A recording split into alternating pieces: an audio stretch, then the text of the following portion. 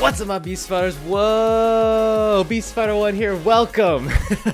Welcome to another live stream. And as you can tell by the title of the live stream, I am streaming the finale. This is the finale episode of Dream Daddy. I know, it's sad, it's super sad, but it had to happen at some point.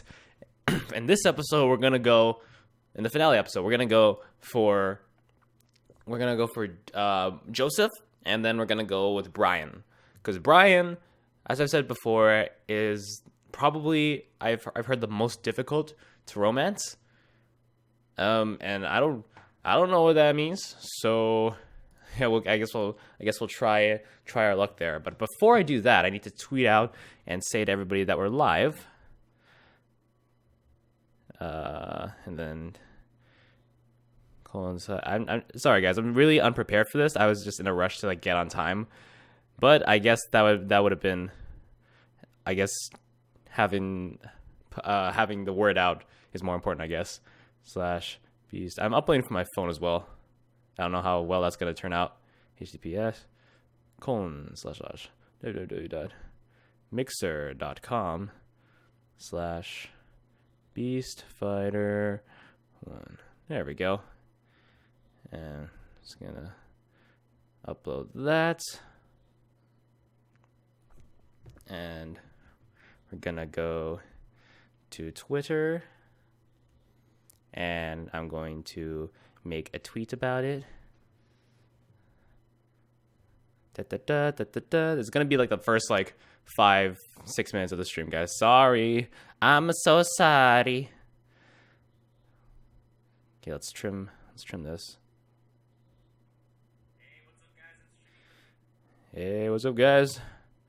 Streaming Dream Daddy finale now. I need to video output low. What do you mean? How do you mean, fam? No. Everything's the same. What's happening? Is it because I'm streaming to everywhere at once? Nah, it can't be it, right? That freaking can't be. What have my stream options at? I have a normal latency, so it shouldn't really be a problem. Sorry, guys. It's so low. Come on, go back up. Go back up. I have so many drop frames, bro. Holy crap. Internet just does not want to agree with me. Video output's currently active. Is it because I'm uploading right now? Oh no, maybe that's why. Oh shoot. Maybe that's why. Okay, processing has started. Hopefully once this goes down. I'm sorry, guys. I'm really, really sorry. Holy crap. It should go back. It should go back up now. I stopped. There we go. There we go. It's going back up. It's going back up. We're good. We're good in the hood. We're all good here. Oh, crap. Okay. Sorry about that. Holy crap. I guess I should have done that beforehand, but that's my fault. Put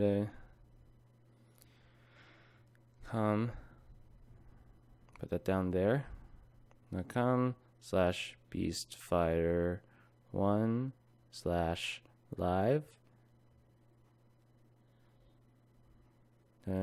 twitch.tv/beastfighter1/live, and https://www.mixer.com/ oops, not /live for Twitch.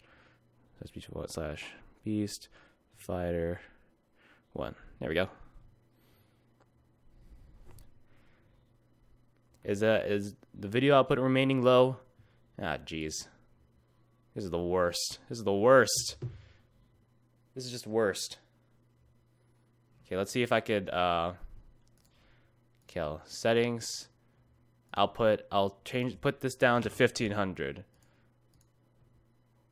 How about that?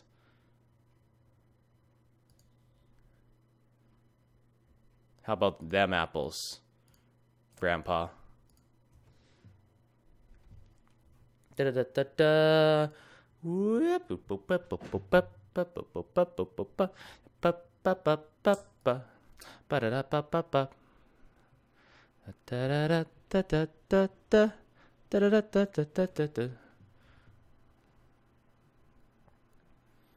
It still says video output remaining low. Okay, I'll keep going with this, and we'll see if it remains this way. I'm just gonna put it back up to 2500. That is BS, dude. Let's try low latency, high performance. Will that do? I'm dropping frames like I'm a frame dropper, bro. Guys, I'm sorry. If the stream seems a bit laggy, then please try and like turn down the quality or whatever. Oh man. Ah, jeez, dude. Oh, jeez, Rick. Ooh. Why isn't it at 60 FPS, bro? Okay, whatever. This is fine, I guess. It's fine. No one's watching now. Crap. Okay, hold on.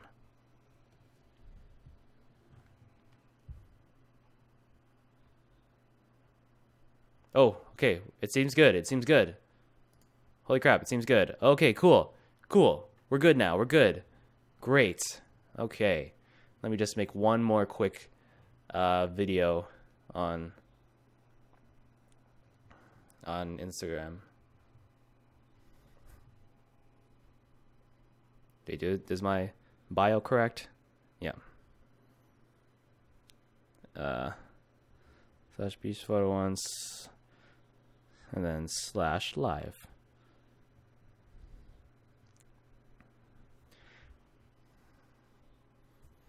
Okay, let's make an Instagram video.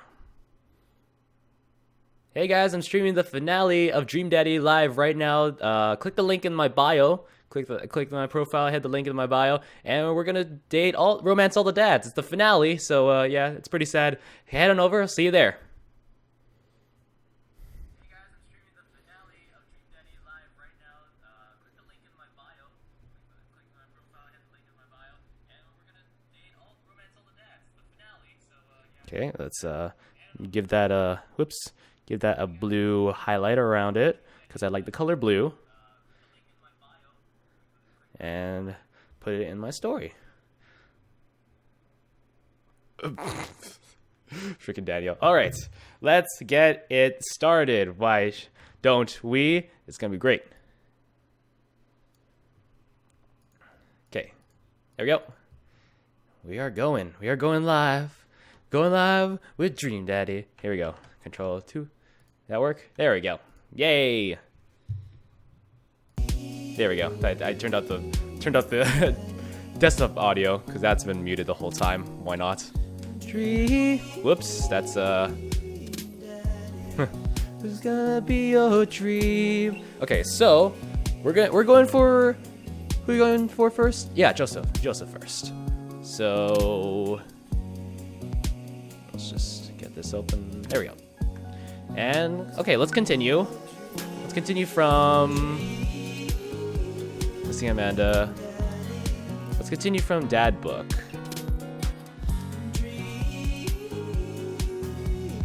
What happens if we load it from Dad Book? Does that mean we start from the beginning? You've got dads. Are we still with Craig? Oh yes, we are. Okay, hold on. Let's load. Let's just load. Let's just load the cookout.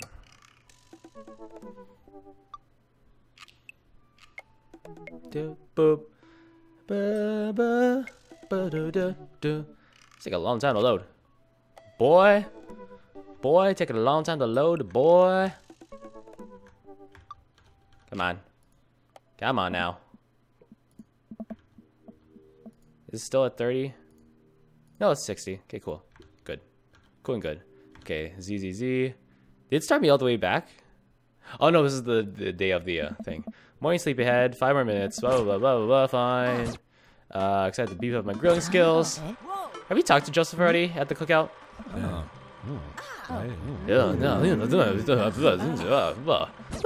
Okay, so yeah, Joseph and Damien. That's right. We we talked about them, and then like the kids, and then Mary comes in, and then his son is like, "Oh, you have a tattoo? Oh, okay, burger time. Let's get our burger on, boys." And the dad book, networking events. It doesn't really matter. It doesn't really matter what our responses are here. Drive home. Good choices. Throw a party. I'm gonna have a real rager, not get a real rager. That means 2 different things. I have a right to be concerned. Look at the bed now. Bye-bye. I trust you to make good choices. Because you're a good girl, Amanda. Dad, no. No, Dad. Okay, Friday night, they're most likely to that. That. There we go. See, that wasn't so bad. It's almost like you're playing a video game or something. Okay, we're here at Dad Book. I'm gonna save it right there. And before we move any further, let's go into some. I'm gonna go into some Discord chats and say that I'm live. Todoke sesu osai wa nomae mo shikeyota no elation. I don't know how the whole song goes. I'm gonna get copyrighted for this. Streaming the finale of Dream Daddy.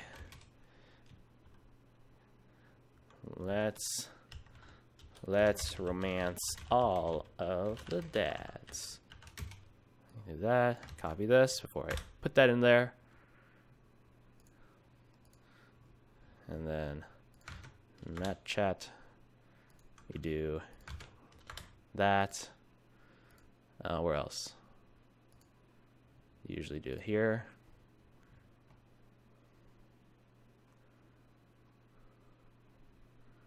Yeah. Okay. Yay. That should do it. That should do it. Yeah, that should do it. Okay. So, let's go Joseph. Joseph Christensen. Of course, that's his name. Voted Maple Bay's #1 youth minister for 5 years running. Living in the hometown with my beautiful wife and 4 amazing kids. If I'm not in church, you can catch me out in the open water setting sail on the seas of adventure. I love playing guitar and crushing my kids at Candyland. On Friday night, I lead a community in the fun mixer. My 6th string, my loving wife. Really, your loving wife who loves your kids. You want to be when you grow up, ship captain, feel good movies. Loving night out of town with my wife. You talk about your wife a lot. A good book. How I can be a better man, husband, and father. Okay. You sound nice. You sound like a nice guy. His family's a little weird, but Joseph seems cool. I should take him up on his offer to hang out. Wait, how do I hang out with a priest? I don't go to church. Should I be Jesus-y? I imagine Joseph's family staring at me as I fumble through some sort of prayer attempt. Maybe not too Jesus-y. A light smattering of Jesus. Will he want me to pray? Is he going to pray at me? Do I have to pray at him? Talking to Joseph, huh? God! Amanda, how many times have I told you not to sneak up on me like that? I selectively ignore it every time you do, Pops. Her eyes are a little puffy, almost as if she'd been crying. Hey, are you okay there, kiddo? Of course I'm fine. Started to think about a bunch of people, aliens. Space is infinitely huge. Just because you can't conceive it doesn't mean it can't exist. And I understand the Fermi paradox, but to completely write off aliens? There's so much stuff we just don't know. I'll be okay. I'm glad. But aliens are definitely out there, and I hope they'll one day be my friends. Remember how you used to be afraid of aliens? Yeah, but whose fault was that? Whose fault was it that I watched Fire in the Sky when I was 5? Amanda, you stole that VHS from my closet and you locked yourself in your room to watch it. I honestly forgot about that part of the story. Wow, I really brought all those years of anxiety over being abducted by aliens on myself, huh? I pat Amanda on the back. And now you and now you want your new best friend to be an alien. Look at that personal progress. Let's change the subject. Looks up my shoulder screen. Joseph can't read your mind, you know. If you want to talk, just message him. I've never been friends with a priest before. What do I talk about? My favorite Bible passages? Ice cream socials? Khakis? First of all, he's a youth minister with a tattoo, not a priest. There's a difference? You're overthinking it, Dad. Listen, just put it like this. Hello, neighbor. Thanks again for the invite to the barbecue. I'd love to hang out soon if you're not too busy. Isn't that a little too business casual? Fine. Give me the keyboard. I got this. Amanda focuses on the keys. Hi, Joseph. It was great meeting you and your family. I'm still new around here, so if you'd like, I'd love to hang out and get to know you. See ya. The smiley face is a nice touch. Almost immediately, I receive a response. What do you say? Hi, Jerome. If you're not doing anything in a bit, the kids and I are baking treats for the church bake sale today, and we'd love to have you over. It'd be a blast, so let me know. Joseph. He uses a lot of exclamation points. As I do too, honestly. I'm more concerned about him signing his name with a tilde.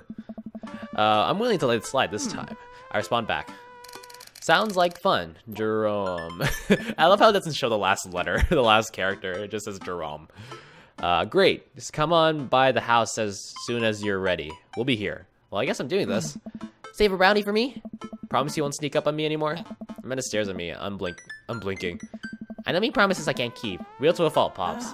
And Dad, please don't be weird about the religion thing. Me? Weird? Never. No. I make the short walk. Okay, is my face alright? Is my face good? Is my face pretty? Am I a pretty boy? I'm weird. I'm sorry. Don't talk to me. Don't talk to me. Don't look at me. Don't look at me. Don't do it. Okay. I make the short walk over to Joseph's place. Don't be weird, Jerome. What if they hang up a bunch of crosses or collect those little porcelain babies? What if they're all praying? Do they pray before dinner? During dinner? Over the porcelain babies? The door begins to creak open, a shadowy figure obscured on the other side. Who's there? Jerome? The door opens the rest of the way. It's Joseph's eldest. Oh, what's his name? Hey,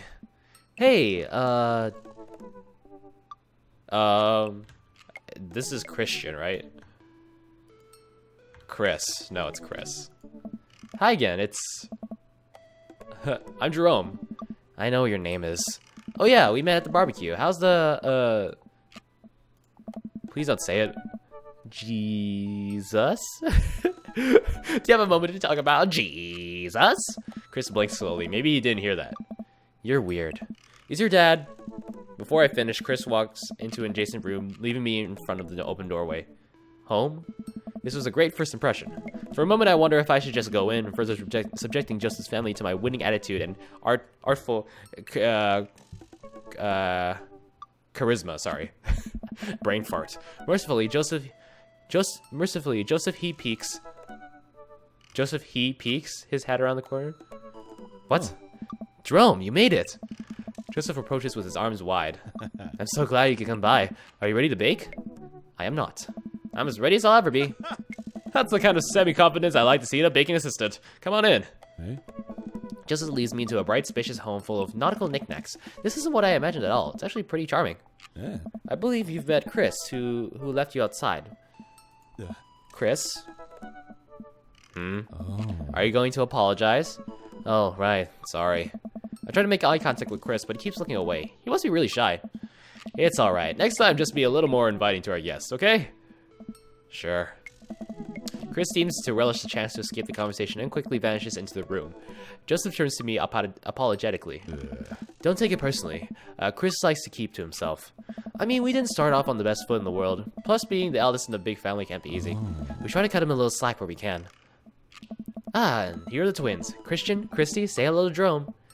Hello, Father. Hello, Jerome. Oh. Kids, come on, dial it back on the creepy twin shtick. Creepy twin shtick? Egg on them. We should get to baking. Let's egg on them. Egg them on. Can you two say, come play with us, Danny? Oh no. The twins stare up in unblinking unison. Come play with us, Danny. Danny. Is that a reference to Game Grumps? Because Danny hates scary games. Joseph covers his mouth and looks away, but he's clearly holding back a big laugh. This is it. This is my dad World Series. Okay, now say, please help us, Mothra. Please help us, Mothra. No, I can't take it. Joseph is trying his best not to break in front of his kids. The twins seem to be catching on and look eager to bust their dad. But can we keep it up? Go with something... go with something obscure. Now say, he who walks behind the rose. The twins tilt their head in confusion. Uh-oh. He walks? He who... Oh. Behind some rose. The silence of the room. The room is silent besides Joseph absolutely losing his mind. The last flub really sealed it. Children of the Corn? Really? Is that not mainstream? I am off my game something fierce today. What? That didn't make sense. Great job, guys. We're scary. I was very scared. Joseph can't take it anymore. Despite his quiet protestations, he's laughing pretty hard into his hand, and the kids giggle with him. Aw, that's nice. The twins, obviously pleased with a new arsenal of spooky weapons, leave the room to terrorize the rest of the community. My work here is done. Nice. I'm gonna be hearing those lines for weeks. Next time we hang out, I'll try to teach them some lines from the thing. Alright, so it looks like we got a bit of a troublemaker on our hands. You think you could out-trouble a career pro? I don't know about the... Oh. I'm suddenly interrupted by a loud crash in the kitchen. What now? That doesn't sound good. Christy? No response. Joseph furrows his brow. I furrow my brow and motions for me to stay where I am. Oh, wait here a minute. Joseph rushes into the kitchen. I remember this with Amanda. Half of the fatherhood is trying to keep your kids from finding creative ways to kill themselves, and he's got 4. Talk about worry. I take a seat on a surprisingly pristine couch and twiddle my thumbs. Let's examine... let's examine the bookshelf. It's a pretty sturdy wooden bookshelf. It looks handmade. Did Joseph build this? There's a big stack of what look like travel magazines. Hyenas of the Serengeti, the underwater mysteries of the Antarctic, and on and on. Seems like Joseph really loves a good adventure. Unless this is a Mary thing, who knows? Next to them are a couple of different Bibles. Yeah, there's a prayer thing. Looks like he's covering all the bases. The Bible bases. King James, New American Standard, the Bible for teens? He's a cool youth minister after all. Chicken noodle soup for the heart. On a higher shelf, there are a bunch of old romance novels. Judging by wine stains, these must be Mary's. The newest one looks like Hot Body Johnson's Sex Detective. The 8th installment in... Wait, is this a series? Okay, examine the coffee table. There's a couple of cool knickknacks on the coffee table in front of me. Hey, a cross. Hey, another cross. This one looks a little different. And a third cross. Unified design aesthetic. Smart choices. There's also a brass thing here. It looks like something a sailor would use to navigate with. I think they're called sextants. Even when I use a sextant, I cry. The measure angles cry. There's so many references in this one. Sex. Examine floor. Well, you have this many kids and things are bound to end up on the floor, no matter how hard you try to keep it clean. I spot a terrifying cloth doll that appears to have both arms pulled off several times. It's been stitched back together a lot. The tag says C plus C. Of course, CC. I set that down and spot a houseplant. Hey, little guy. Keep being you, tiny houseplant. I spot one last thing on the floor next to the houseplant. It's a silver necklace. Wow, this looks expensive for something casually tossed on the floor. If there's a story here, it's none of my business. It's been a while. I guess I should get in the kitchen and see what's up. Oh. I walk into the kitchen to find Joseph holding Christy in one arm. She seems a lot calmer than she was a minute ago. I raise an eyebrow at Joseph. Huh? The twins are a lot more manageable when they're separated. Where's Christian? Hi. He ran off. Christy dips a spoon into the brownie batter and gives a taste. Dad, it's too sweet. You're too sweet. No, I'm not. You're so sweet we might have to water you down with spiders. No, not spiders. Joseph begins tickling Christy with his free hand. Between the laughing and squirming, I don't know how he's got a hold of her, but that girl's locked in place. The man is a professional child wrangler. Christy fixes me with her best puppy dog eyes. Yeah. Save me from spiders! Renegade option? Oh, okay, what's this? Spoon duel with the Spider King. I grab a wooden spoon and point it in Joseph's direction. Unhand her, foul beast! Okay, Jerome the Valiant, let's see what you've got. You may have defeated me at Tarantula Ridge, but now I have the upper hand. Joseph gently puts Christy down behind him. Have you come to squash me, knight, or have you merely fallen into my web? I'm no mere fly, Spider King. Now on guard. For a minute or so, Joseph and I mock duel with two dumbest looking spoons in the room. Eventually, I strike a killing blow in the invisible heart between his arm and his body, and Joseph recoils in horror. Blast! I am defeated. You could never best me, Spider King, for I have the power of... I sneak a taste from the brownie batter. The magic. Oh, man. That is way too sweet. Christy begins jumping up and down excitedly. My hero. Aw, this is so cute. This is so sweet. Christy hugs my leg before making a surprisingly fast exit. Hey, wait, do you want to bake brownies with us? Christy hesitates and shakes her head no again. Sparkle Pony. Sparkle Pony? Joseph looks confused. You don't want to bake with Dad now? You want to play with Sparkle Pony? Yes. Okay, go. Before Joseph can even finish his sentence, Christy is out the door and down the hall. Ahead. Joseph sighs deeply as he stares into the chocolate batter. He tastes it again, face twisting. And that is still way too sweet. So I made that crash. Egg beaters on the linoleum floor. It's my new techno single. Still haven't thought of a B-side. That's nice. We're both laughing into the batter. It's got a sickly sheen of sugar and chocolate candies throughout, and I have a feeling Christy had something to do with it. We need a fresh start. Oh, yeah, like I said, I'm not really a baker, but Hey. don't even sweat it. The bag came with instructions that have mysteriously vanished along with my daughter, so we'll probably be fine. Probably. Yes. Yeah, probably. He certainly looks confident. All right, Jerome, you've baked a cake from a box before. Once. How hard could it be? Now grab a spoon and get ready to rock. Mario Batali, save me. Joseph and I set to work, cracking the eggs and mixing the things, and then pouring the things according to how we assumed the back of the box would tell us to.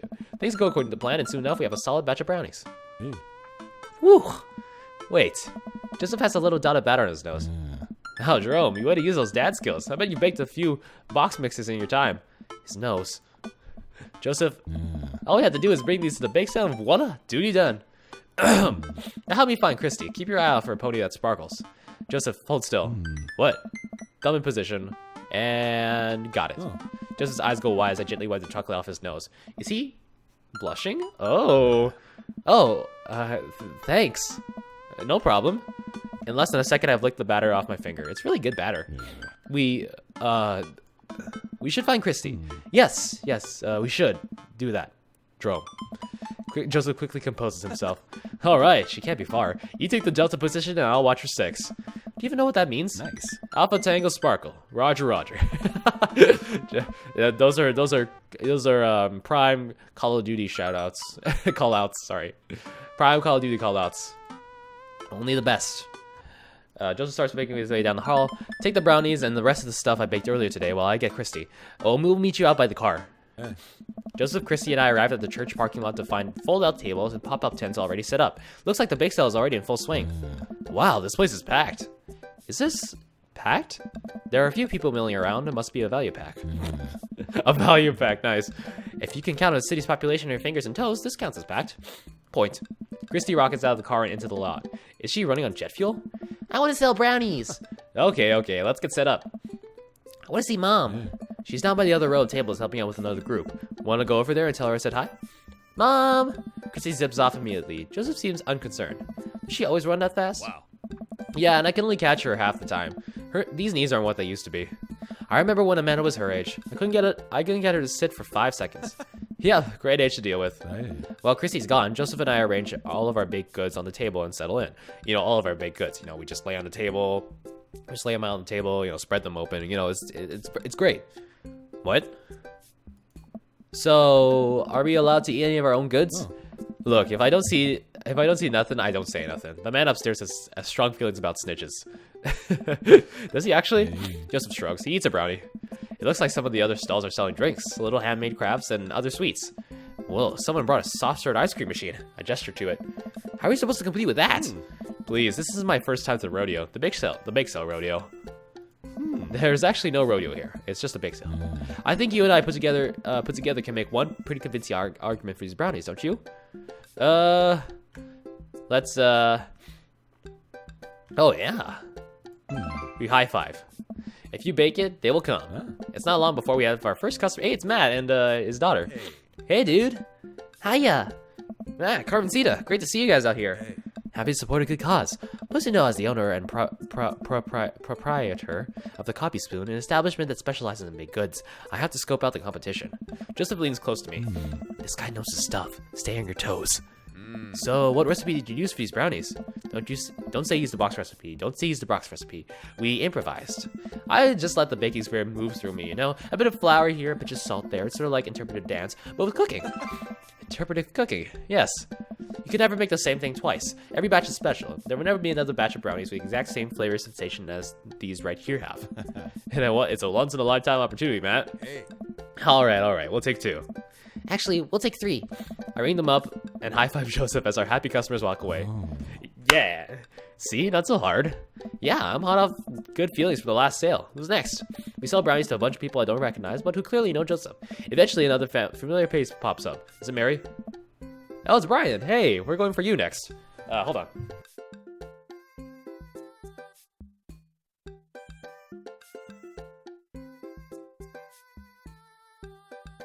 Brian says, Jerome, it's Brian. Close enough. Can we interest you in... Can we interest you too in any of our fine sweets and treats? You sure can. I bet I could eat 10 brownies. Must resist urge to be competitive. Let the man. What do we do? You remember that one time? I bet I could eat 11 brownies. Does this choice not matter? Okay, I bet I could eat 11 brownies. They used to call me Brian Hollow Legs Harding back when I was in the competitive circuit. Maybe you could go brownie for brownie with me. 12 brownies. Oh no! Oh, was that bad? Oh crap! I should have let the man buy his brownies. Shoot! All right, let's load the autosave. Oh, we start all the way from the beginning. Shoot! Okay, sorry guys. Oh yeah. Oh yeah. Oh yeah. We improvised. Let the man buy his brownies. So I'll put you down for 10. Ha! Better make it just 2. 1 for me and 1 for Daisy. Coming right up. You excited for youth group movie night, Daisy? Yeah. What's the movie? It's a surprise. Joseph leans over to me. It's a Fast and Furious. Really? If you think about it, there's some heavy religious undertones. Joseph hands a baggie to Daisy. I made sure to give you guys the edges. Clearly the superior part of the brownie topography. Thanks, Joseph. Our 2 customers walk off with their purchases. Joseph and I survey our stock. These are selling pretty hot. At this rate, we'll have enough money to pay for a new paint job on the church pews in no time.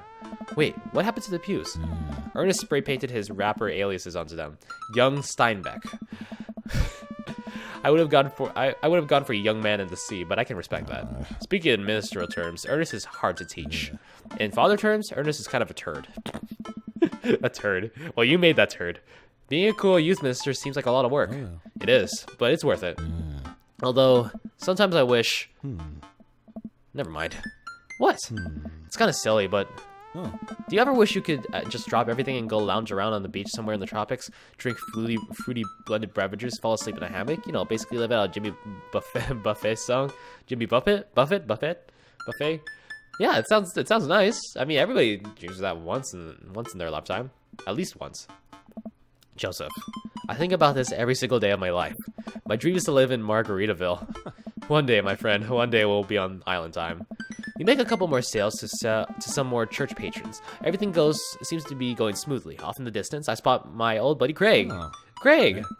He's gonna be a hard sell. Craig's a fitness man. I think he comes to these bake sales to test himself, to see if he has the resolve to refuse processed sugar.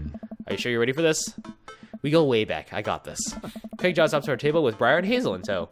They're each finishing an ice cream cone, but it's unlikely we're going to sell them on brownies too. Probably won't be able to sell to the baby. She's impossible to read. Hey River, what's up? It all comes out of Craig. Hey bros. Hi Uncle Joseph. Hi Amanda's dad. Would you be interested in one of our delicious homemade brownies? Huh, I don't know. Remember that one time? Hey Craig, when we were freshmen, remember how our next door neighbors pranked us by switching our laundry detergent with dish soap and how the washing machine exploded with suds? And then we decided to get back at them by baking brownies for them, but sprinkling high intensity hot sauce into the mix, and then we watched them cry after eating it? Ha! I would feel bad, but we had to clean up the laundry room ourselves. Anyway, these brownies are like that, but without the hot sauce. Maybe you should get one more for old time's sake. I don't know. Craig thinks for a second. Well, the girls just won a game. You know what? We'll take one for each of us. Even River? Oh. I'll eat hers. Wow. Ooh. Wow, Craig's eating, bro. Craig's eating brownies. He never does that. got yourself a deal. The day winds down, we're pretty much out of items to sell. Everyone starts packing up. Christy eventually comes back and immediately falls asleep in Joseph's folding chair. Aw. Box mix, huh? Oh, it's Mary. Mary saunters up to us. She looks like she'd rather be anywhere else but here. Oh, hi, honey. Yeah, they're selling like hotcakes, which is... Actually, they're just brownies. Cute. And boring and safe. Hey, Mary. Mary's eyes dart over to me. What's the rookie doing here? I was just hoping to introduce Jerome to the rest of the community. Uh-huh. You get a load of this freak show? What? Hey. Weird folk is all. Holier than thou types. Hey. Don't you think, Jerome? Mary, Come let the on. kid answer the question. They seem nice. They all seem like they're really excited to help out the church. That's pretty cool, I guess. Mary, can we talk about this later? Oh, am I embarrassing you in front of your new friend? Joseph doesn't respond, trying his hardest to keep his cool. Can we please talk about this later? There's no music, which is pretty eerie. Sure thing, honey bear. Mary turns her attention to me. Hand over the cash. Hey. Geez, I'm not trying to rob you. I'm in charge of the funds here. I hand over the cash we've made. It feels like a hefty wad, if I may say so myself. Thanks. Now give me your wallet. What? Give me your wallet. You think this church is gonna fix itself? Mary. I'm kidding. Sorry, I'll work on the whole pretending to be happy thing. Mary leans in and whispers to me. He's really good at it. Mary walks off without saying goodbye. Yeesh. Yeesh. That's a yeesh. That's a really big yeesh. Okay. I'm really sorry about that. Remember that one? Okay, brownies fix everything. This brownie will alleviate the situation. I take a brownie and split it in half, offering it to Joseph. He takes it. We eat. How's that feel? Better. You ready to head out? Joseph and I load the folding tables back into my car. Christy nods off the moment Joseph straps her into the car seat. Oh. I drop Joseph off in front of his house. A small yawn sneaks out of me. Looks like I tuckered you out, huh? I'm a sleepy dad. I think I might finally be crashing from all the sugar. I won't keep you up then. Thanks for helping out today. Happy to do it. Always, also happy to eat brownies. Well, next time I promise we'll do something a bit more exciting, a bit less free labor. And I'm very sorry about the whole thing with Mary. You shouldn't have to see that. It's fine, really. Oh. I know, but first hang out. Domestic problems aren't a good look. You barely know me. Let me make it up to you next time. It won't be Margaritaville, but we'll do something fun. Promise. I smile. I'd like that. Oh, and one last thing. Joseph tosses a cling wrapped brownie into the window. It hits me in the face, but I'm able to catch it. It's the last one. You earned it. Joseph, please don't leave me alone with this brownie. Nope, too late. I'm already walking away. But bye. Joseph walks up to his house. He waves at me before carrying Christy inside. Well, looks like it's just you and me, Brownie. What do I do? I'll eat the brownie now. I force the brownie down my gullet, knowing full well that this will be my undoing. I will feel this later. I step inside to find Amanda doing homework on the couch. Hey, Father Unit. Hi, child that I'm required to buy lots to take care of her. How's homework? It's really fun and educational. Really? How long have you known me for? Right. How's the bake sale? Good. I think I really could have made a good life for myself as a brownie salesman. Glad to hear it. So what? Were there any extra brownie? Oh, I should have saved it for Amanda. Aw, is there an option to load that? Is there an option to load that? Hold on. Let me load that again. Blah blah blah blah blah blah blah blah da, da, da, da, da. I'll save the brownie for later. I'll pocket the brownie. This might come in handy down the road. Oh. Amanda comes in. Glad to hear it. So were there any? So what? We sneak one, or I think for a moment I realized I still had the brownie that Joseph gave me. This would probably do better in someone else's stomach than mine. Heads up. Hey. Wait. I hurled the brownie towards Amanda. It hits the wall behind her and falls on the ground. Nice throw. She scoops it up and smiles at me. All right. Thanks, Pops. Hey, if you're not going to bed anytime soon, would you be game for some real shark hunters of Orange County? I thought the last hunter got eaten by a shark. He did. I sit down to her and cozy up with a blanket. Awesome. Yeah, all right. We are nice to Amanda, and we got with Joseph. Yeah. How many daddy points? Dad points. Nice. And give me it. Oh, what time is it? That was great. That was great. Thanks, Aaron. Thanks, Aaron, buddy, pal. While I'm doing my afternoon word jumble, Jumbles. I hear the mail truck. Yeah. Coupons.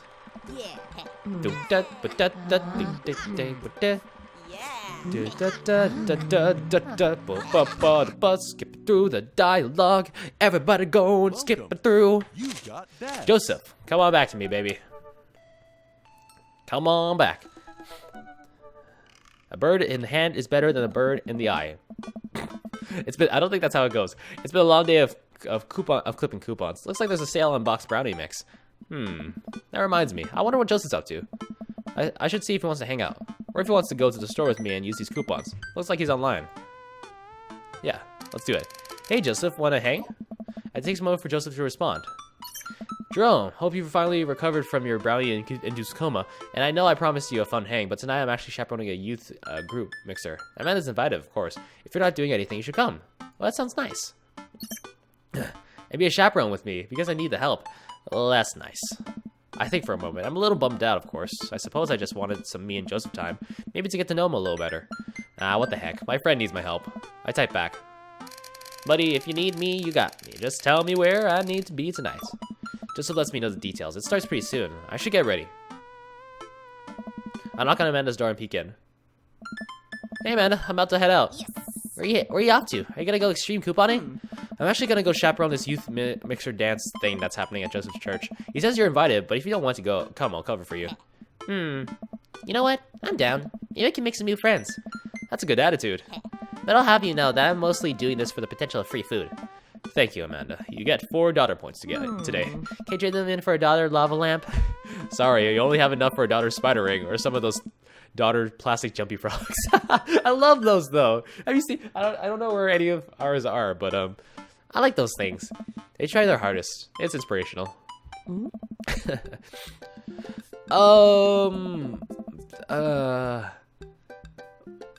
That sign. Okay, let me just continue reading. We arrive at the church to find that nobody's there. There are decorations and balloons and banners everywhere, but no use. I've been to a couple dances in my life, and not that I want to paint myself as some sort of dance expert, but generally dances require people. And those people need to be danced. Yes, Amanda, thank you. All of a sudden, Joseph jogs up to us. He looks frazzled. You're here, I need your help. Joseph gestures to the hand-painted banner above the church doors. It reads, Jesus, yep. Yikes. Well, that's certainly a thing. God made all the things, Amanda. Except for this banner. Ernest made that. I genuinely can't tell if he meant that maliciously or he can't spell good. You know what God also does? Forgives. He forgives teenagers and he never, ever breaks their box mods. Are you gonna break Ernest's box mod? No, Amanda, that would be a sin. I think it's the one right after Sloth. Drum, I need your help getting this down before anyone sees it. I can swing that. Amanda, can you help? Physical labor, huh? Amanda begins rapidly scanning the mostly empty room, looking for an escape route of her own. I have to go set up the food. The food's already set up. I'm gonna do a final inspection pass on the food to make sure it's up to code. I'm gonna eat your food. Amanda's able to bolt away before myself and Joseph can get another word in. Ooh, she can really book it when she wants to. Her father was a giant pair of legs. I dated some giant arms once, but it turned out they were all right. He must have been devastated. It was Armageddon. The worst puns. The worst. Only the worst. Only the worst puns. The worst. You are the worst. The worst. Okay. No, I get it. I'll workshop it. There's a gem in there somewhere. I'm really glad you're here, Jerome. Are you enjoying my company, or did you just lure me out here for my strong arms and height advantage? A little of both. It's always something with you, Joseph. Something handsome and pios. You're not that pios. Debatable. You're just alluded to breaking a child's vape pen. I would have lost the debate. You ready to do this? Let's make some magic happen. Magic isn't real, Jerome. God said that. God was also a bush one time. True. He was. Joseph and I grab a step ladder and walk over to Ernest's banner. That turd Ernest had one final trick up his sleeve. Looks like this nightmare is stapled and taped 6 ways from Sunday. Any ideas?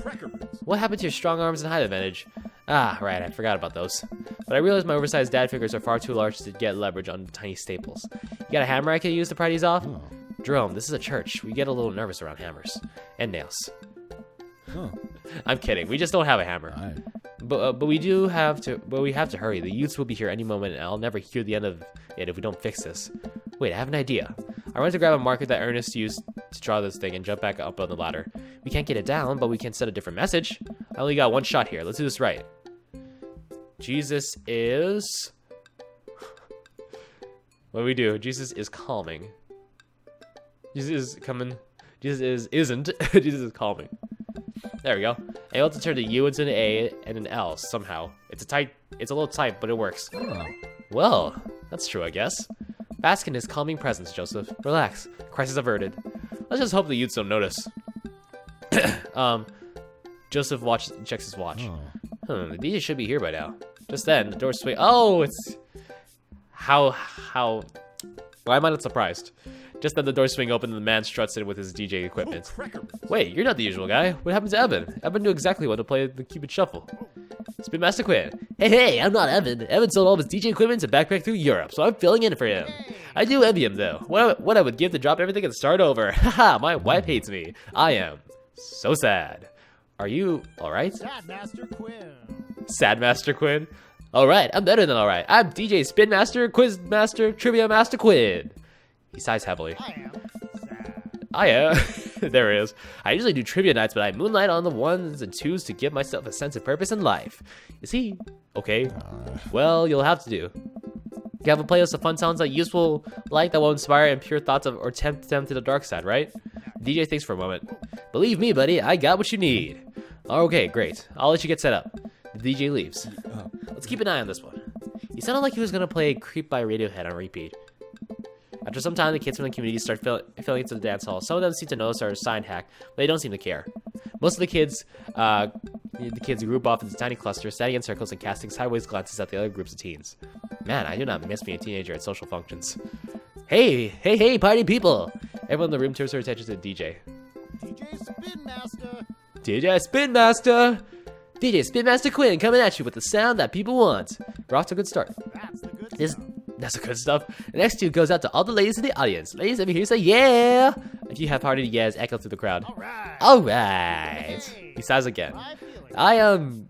Man, it's been a heavy couple days. This next one's actually just for my wife, Sandra. I hope we can work things out. My little honeysuckle vine. Now, who wants to listen to Radiohead's Creep? Oh, I was right, actually. Menace sidles up to me, pizza in one hand and punches the other. Creep, huh? Bold choice for a youth group. Let's see where he goes with this. After the song finishes, he plays Creep again. Is the DJ crying? If you watch the kids really closely, you can catch them cringe every time Thorm York swears. There they go. Maybe we should do something about this. Joseph runs up to us. He's killing the vibe. They're listening to swears, sad swears. We have to do something. You guys should try to give him a pep talk. Maybe work him up to Everybody Hurts by Rem, or at the very least, No Rain by Blind Melon. Want to help us cheer him? Actually, I just saw my friend, Frederico. Frederico? He's from Latin. I didn't know you were taking Latin class. I'm not. So he's from the country Latin? Yes, it exists. Don't Google it. You can go, Amanda. It's fun. And she's gone. Joseph and I make our way to the DJ booth where Spin Master Quinn is having a quiet cry. Hey, bud. Hey, my dudes. How's the party jamming? It's, not? Oh, I'm sorry, fellas. Just take a moment to find my groove. Gotta play the sad tunes to probably appreciate the bangers, right? I shut up and play the hits. That's not how DJ works. Now, stop me if I'm out of line here, since I've never been a DJ and don't have any current plans to become one. But I don't think that's how it works. The kids came here to have a good time. You gotta cool it on the side. I'm so sad.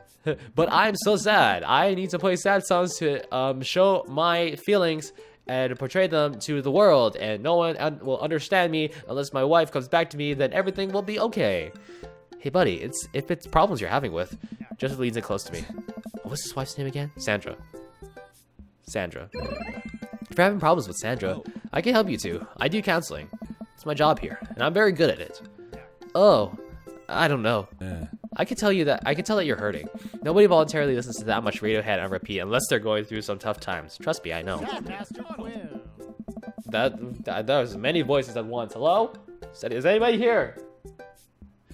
Joseph places a hand on Spin Master Quinn's shoulder, who immediately collapses into Joseph's embrace, crying quietly. There, but it's gonna be okay. It's all gonna be fine. You're gonna be fine. I'm gonna be fine. Everybody's gonna be fine. I am so sad. Thank you. I'll put on some dance hall anthems. You're the best, Spin Master Quinn. With yet another crisis averted, Joseph and I return to the dance floor, where Amanda's waiting with an ice cream cone. Yeah. They have ice cream here. Good work, Amanda. How's it looking out there? Well, for a dance, there's not a whole lot of dancing. Looks like people are starting to bail, though. This is a disaster. Don't be so hard on yourself. This ice cream top notch. I'm sorry for dragging you into this, Jerome. You and Amanda should just go home. I'm not gonna make you stay here for the train wreck. It's not a disaster. We can still fix this. We can. I suddenly realized that what we have to do. Amanda, get out of here. I don't think you're gonna want to be here for this or be seen with me after this. Whoa. Oh gosh, you're not going to. I throw my car keys to Amanda. I'll get a ride back with Joseph. Just remember me as I am right now, not as what I am about to become. Amanda nods. Nice knowing you, Pops. She runs out the door. Kirk Douglas. Kirk Douglas. He just names random stuff. Thank God for you, Aaron. Joseph, I'm gonna turn up on the dance floor. With luck, we can get these youths into it as well. Are you in or out? Joseph stares at me. He knows what it has to be done as much as I do. See you on the other side? See you on the other side. Just when I walk onto the dance floor in the middle of the room, the youths all stare at us, unsure of what we're doing. Time to get our groove on. Let's start them off easy and work our way up to more technical stuff. Start with, let's see, wait until you're, start with the lawnmower. Alright, let's start this baby. I start lawn mowing the dance floor. Joseph seems to respond to that and decides to mow another patch of grass on the dance floor. That's the stuff. I look around. Well, it looks like we've got everyone's attention. Alright, Jerome, let's turn up the heat.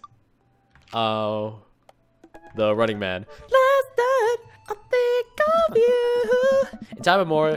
In time immemorial, this move has never let me down. I start jogging in place, matching the movements with my arms pushing out. This seems to awaken something in Joseph, who feels the fire or the Running Man deep within him. I look around to the youths. They're getting into it. Keep it up. I think they're coming around. And then we end off with a Cabbage Patch. You can never go wrong with Cabbage Patch. Joseph follows my lead. We both take our arms and move them around in a circle, as I assume you would do in a Cabbage Patch. I look around to the youths. I think they like agriculture. I think it's working. If we pull the right moves, the kids will join us in no time. And then the moonwalk. I start sliding my feet backward. I can't tell if this looks good or not, but I think these kids have seen enough people doing moonwalks and they understand the general concept. Joseph makes a moonwalk attempt as well. Surprisingly, Dude pulls it off flawlessly. I look around to the youths. They're cheering. Alright, time for the big finish. Death drop. I've seen enough internet videos of this move where I really think I could nail it. On the beat jump, I kick my leg up and dramatically fall to the floor, my back landing on the ground with a shablam. All the kids immediately start screaming. They know what's up. But at what cost? I will feel this for weeks to come. My chiropractor is going to be pissed. Norm Macdonald. Norm Macdonald, what was that? The future of dance. These kids are going to remember this night for the rest of their lives. Impressionable preteens hit the dance floor with an almost alarming level of enthusiasm. I'm deafened by the combined volume of their cheers. These kids swarm the dance floor. Holy crap, we are honestly killing it right now. Now they're all laughing and dancing to the music. Looks like our job here is done. The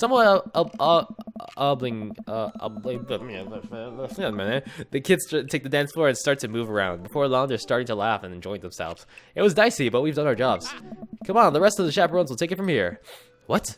I have something to show you. Joseph leads me out to the main room and down various darkened corridors of the church. I can barely see anything and find myself tripping over my own feet. Joseph, I think I lost you. His hand finds mine in the darkness. I'm right here. I'm glad he can't see me blush. We keep walking. Where are we? The church is huge. We're almost there. I actually had to admit that I was a little dishonest with you. I didn't just invite you out here to help me chaperone. What happened to lying being one of the 10 things you're not supposed to do? I think there's an exception for when you're trying to surprise a friend. Joseph closes the door behind us. I guess we're in a random room in the depths of the church now. What could he possibly have planned? I don't know. So last time we talked about escaping to an island where we could live out an easy tropical lifestyle where our only worry is trying to find that lost shaker of salt. Since we can't actually do that, I figured I could bring a little bit of tropics to Maple Bay. It's not quite Margaritaville, but something like it. Joseph throws on the lights. Whoa! Is this his office? Whoa, Margarita Zone. Nice. Welcome to the Margarita Zone. I look around, my eyes adjust to the light. It's his office, but There are twinkle lights strung across the walls, little garlands of fake flowers, and 2 beach chairs set up in front of the desk. There's a blender and 2 glasses sitting on the table. Ukulele music plays softly in the background. Joseph, this is amazing. Wink. Wink. And he's winking right now. There's no pop tops to step on here, buddy. You did this for me? Joseph takes a seat and gestures for me to do the same.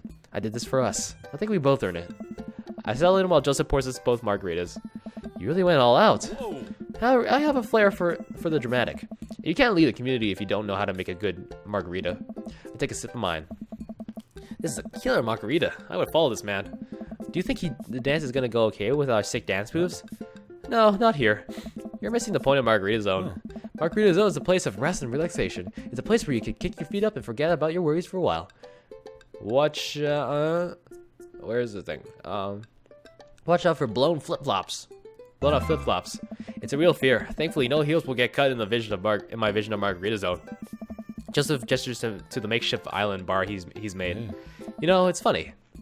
This reminds me so much of when I was younger. I've been meaning to ask, what did you do before you started preaching? It's uninteresting. I left home young and got into a lot of trouble. What kind of trouble? Trouble meant I got to go wherever I wanted. Wherever I wanted, whenever I wanted. I hitchhiked around the country, went on adventures, met all kinds of people, did some stuff I'm not too proud of. But I was young and in love, and I didn't have to answer to anybody. Oh. And now, I host fundraiser car rushes and take the kids to soccer practice on the weekends. Sorry, I don't mean to get heavy there. It's okay. It seems like you spend a lot of time taking care of others, but not enough time taking care of yourself.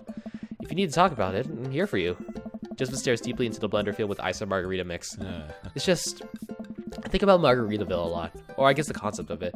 A place where I could strum on my 6th string while I wait for the shrimp to broil, drink margaritas all the time, forget my worries. It's an easy life. I had Margaritaville once. Yeah. But I think the closest I'm ever going to get back to is Margarita Zone.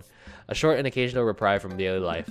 Is that such a bad thing? This is pretty nice. It doesn't last forever, that's the rub. When you're in Margarita Zone, it's not like your problems have really gone away. You're just choosing to ignore them. Maybe you're looking at it the wrong way. Maybe Margarita Zone is actually better than Margaritaville, just because Margaritaville itself is an impossible ideal. Remember what Spin Master Quinn said? Sometimes you have to play the sad tunes to appreciate the bangers. If stepping on the Pop Tart is your biggest concern, then how can you possibly appreciate the boiling shrimp? Huh. And Margarita Zone isn't landlocked to this office. I think it's about finding the little pieces of Margarita Zone throughout your day and taking joy in those moments.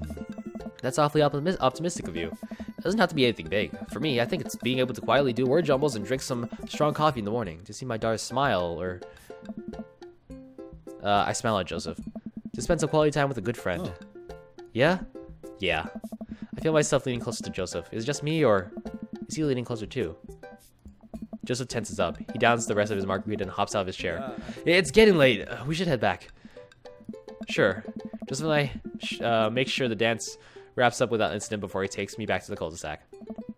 I hop out to Joseph's car before he pulls into his own driveway. Thanks again for the help. Thanks again for Margarita Zone. Maybe we'll go back there one day. If we do, it'll be my own dang fault. Joseph chuckles and drives away.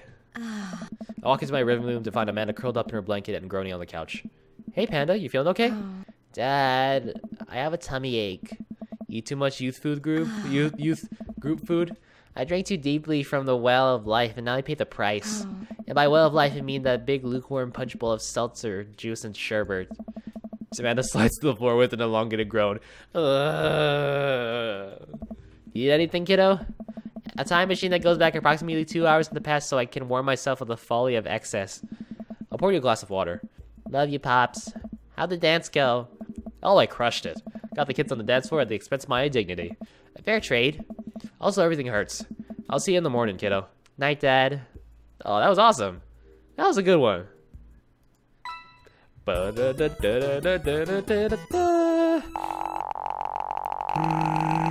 And... oh, we didn't get that much. Oh, we still got ass, though. That was great. That was great. Oh, what time is it? What time is it? I need to go to bed. Dancing and salt shakers. Jeez. It's been a long day, and yet I'm not quite ready to sleep. Usually when I feel this way, I mainline and investigate TV until I pass out. But tonight, I feel like it would make me antsy. I decided to take a relaxing stroll. A bit of wandering, I find myself passing by Jim and Kim's. Being of legal age and sound judgment, I decide to stop by for a reasonably portioned alcoholic beverage. Technically, I try to limit my consumption of alcohol to stay a positive example for Amanda, but I also feel a responsibility to play a role as a social agent in our community, and a watering hole such as Jim and Kim's is the perfect place to do it. Also, I desperately need a beer. Jim and Kim's is lively tonight. The patrons are mulling about, and even Neil seems to be having a good time. Coming here was a good idea. As I reach to collect my beer, I see Mary at the end of the bar. She's not semi-ironically throwing herself all over anyone. In fact, she's alone. How did I? It's SS rank. With that out of the way, you'll be rather. Oh, okay. Hey, whatever. It's fine. She looks so sad. A pang of guilt shoots through me. Does she know? Is this because of me? Am I a homewrecker? Let's keep watching the game, I guess.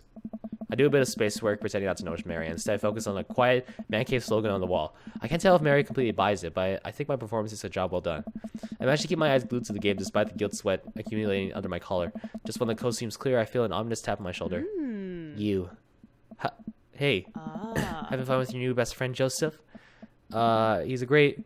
I'm so glad. I'm happy for you two. Mary, I'm not... Hey. I never accuse you of anything uncouth, Jerome. You're just having an innocent, very platonic time with my husband. A supportive friendship. Give it a rest, buddy. Ugh. You're a good friend, aren't you? I'm there when he needs me, Mary. Unlike some other people in his life. So you're an expert on my marriage now? I'm not trying to be an expert. I'm just trying to be there for my friend, okay? Oh, you're there for him. I see how you look at him. I bet you're there for him a lot. Takes a long sip of her drink. This was a mistake. You know, you're really not his type. I'm surprised. Mary pays her tab and strides out of Jim and Kim's without looking back. I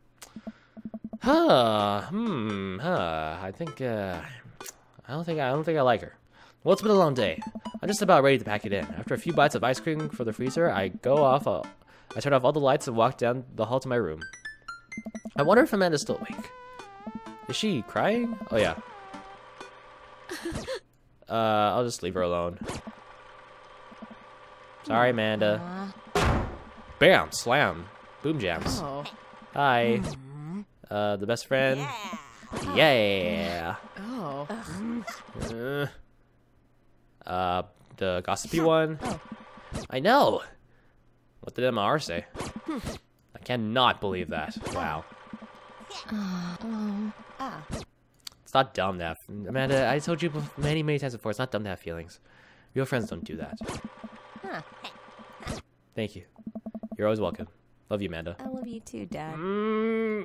I never skip that. I never do. Oh. All right, let's go with Joseph one last time. I'm sure. Give it to me. Bring it on, buddy. I really wanted to see Joseph again, but after that weird encounter with Mary, I don't know. He's my friend, right? I should be able to hang out with him and not be weird, right? Right? The computer pings as a message flies into my inbox. It's Joseph. Like, actually hang out. No manual labor or no impromptu heavy therapy sessions with the sad DJs. No kids. Just you, me, and the open ocean. Now, how are we going to get to the open ocean, you might ask? Good question. Wow. Prescient. If you're interested, I'll meet you down by the marina, and you can check out the goods, if you know what I mean. I mean, my yacht.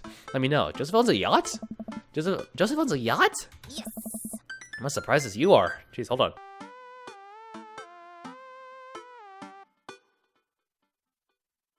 I have to blow my nose in surprise. Jeez. Oh. You've been holding out on me. Your only daughter, whom you love. What? What? Did you think you have that having me as a father would somehow afford you the fringe benefit of getting to go on a yacht? What else did it get me? Let's see. Yeah, nothing. I'm really paying for your college. How much does college cost? You guessed it. The exact price of a yacht. I would give up on all my hopes and dreams to live on a yacht, sail the seven seas, grow a really long, gnarly beard, marry the ocean. Amanda stares out into the middle distance, thinking about her future as a boat hermit, I guess. Relax, kiddo. Joseph's invited me onto his yacht. It's going to be a yacht of fun. I'm glad you're excited, but that doesn't mean you get to start throwing out puns. Why yacht? Why yacht, Amanda? Well, I gotta go. Get ready to go on my friend's yacht. I start to walk away, but Amanda stops me. Hey, in all seriousness, I hope you have fun, but make good choices, okay? But Dad, don't stay out too late. You're gonna go to Jennifer Longford's birthday party this week. Or you can't go to Jennifer Longford's birthday party this weekend. She promised me she would propose to me, but ended up going with Logan Crutchfield. I'm not going anywhere near that party. Good bit, Dad. Good bit. Good bit. This is a good bit. It's like it's so many Game Grumps references. They start something and it's like, Aaron, this is a good bit. I respond back to Joseph, letting him know I'll be there. A quaint marina couple, complete with local mom and pop shops and small diner framed the bay. I've gone for a few walks by the bayside and to stare enviously at all the nice boats before. Joseph should be around here somewhere. Gosh, this is fancy. I feel a little out of place. Hey, Jerome. Joseph, where are you? Up here. I look up. Joseph waves to me from on top of a huge yacht. I've never been on a yacht before. You never forget your first. I glance at the name on the side of the boat. The St. Peter, huh? Inherited from this thing from my pops. Real fire and brimstone love. Love yachts. So what's the plan, Captain? I figured since last time went a bit sideways, we could cast our lot out on the open sea, wrestle with Neptune, set sail on the seas of adventure. You're kind of a goofball when you're not wrangling the kids, you know that? Joseph smiles and wakes from his perch. I have no idea what you're talking about. Joseph hops down and extends a hand to me, helping me up onto his yacht. I'm thrown off by how soft his hands are. Does he moisturize or what? Whoa, this flipped out. Whoa. Jerome, stop thinking about his hands. Freaking creep weirdo, creep. You freaking freak. Pure thoughts. You're gonna be in the boat, alone with Joseph, on the open ocean. It's a yacht. He's married. It's fine. This is fine. After undoing the morning and climbing into the captain's seat, Joseph slowly takes the boat out, ringing the big steel bell with extra emphasis, even though nobody else seems to be around. Shoving off, boat launching, man and boat launching as one. The St. Peter navigates out to the marina and into open water, with Joseph doing an occasional steering flourish as the boat bobs along with the waves. He seems a lot more relaxed out here. Joseph is definitely in his element. This is the part where we wrestle Neptune, so please remove your shirt and roll in some talcum powder. Can do. I dramatically pull off my shirt my dad bought, illuminated in the reflection Maple Bay's rippling water. I am strong. I should just no. I'm not gonna take off my shirt. What do you think this is? Not bad. We might have to tag team Neptune together. I'm suddenly worried that I haven't applied a strong enough SPF sunscreen and might get sunburned. I put my shirt back on. For a while, we watch the trees and waves pass us by. Where are we going? A little further out. It's a lot quieter once we get out on the open water, if you know what I mean. Boy. Okay. Let me just check stuff.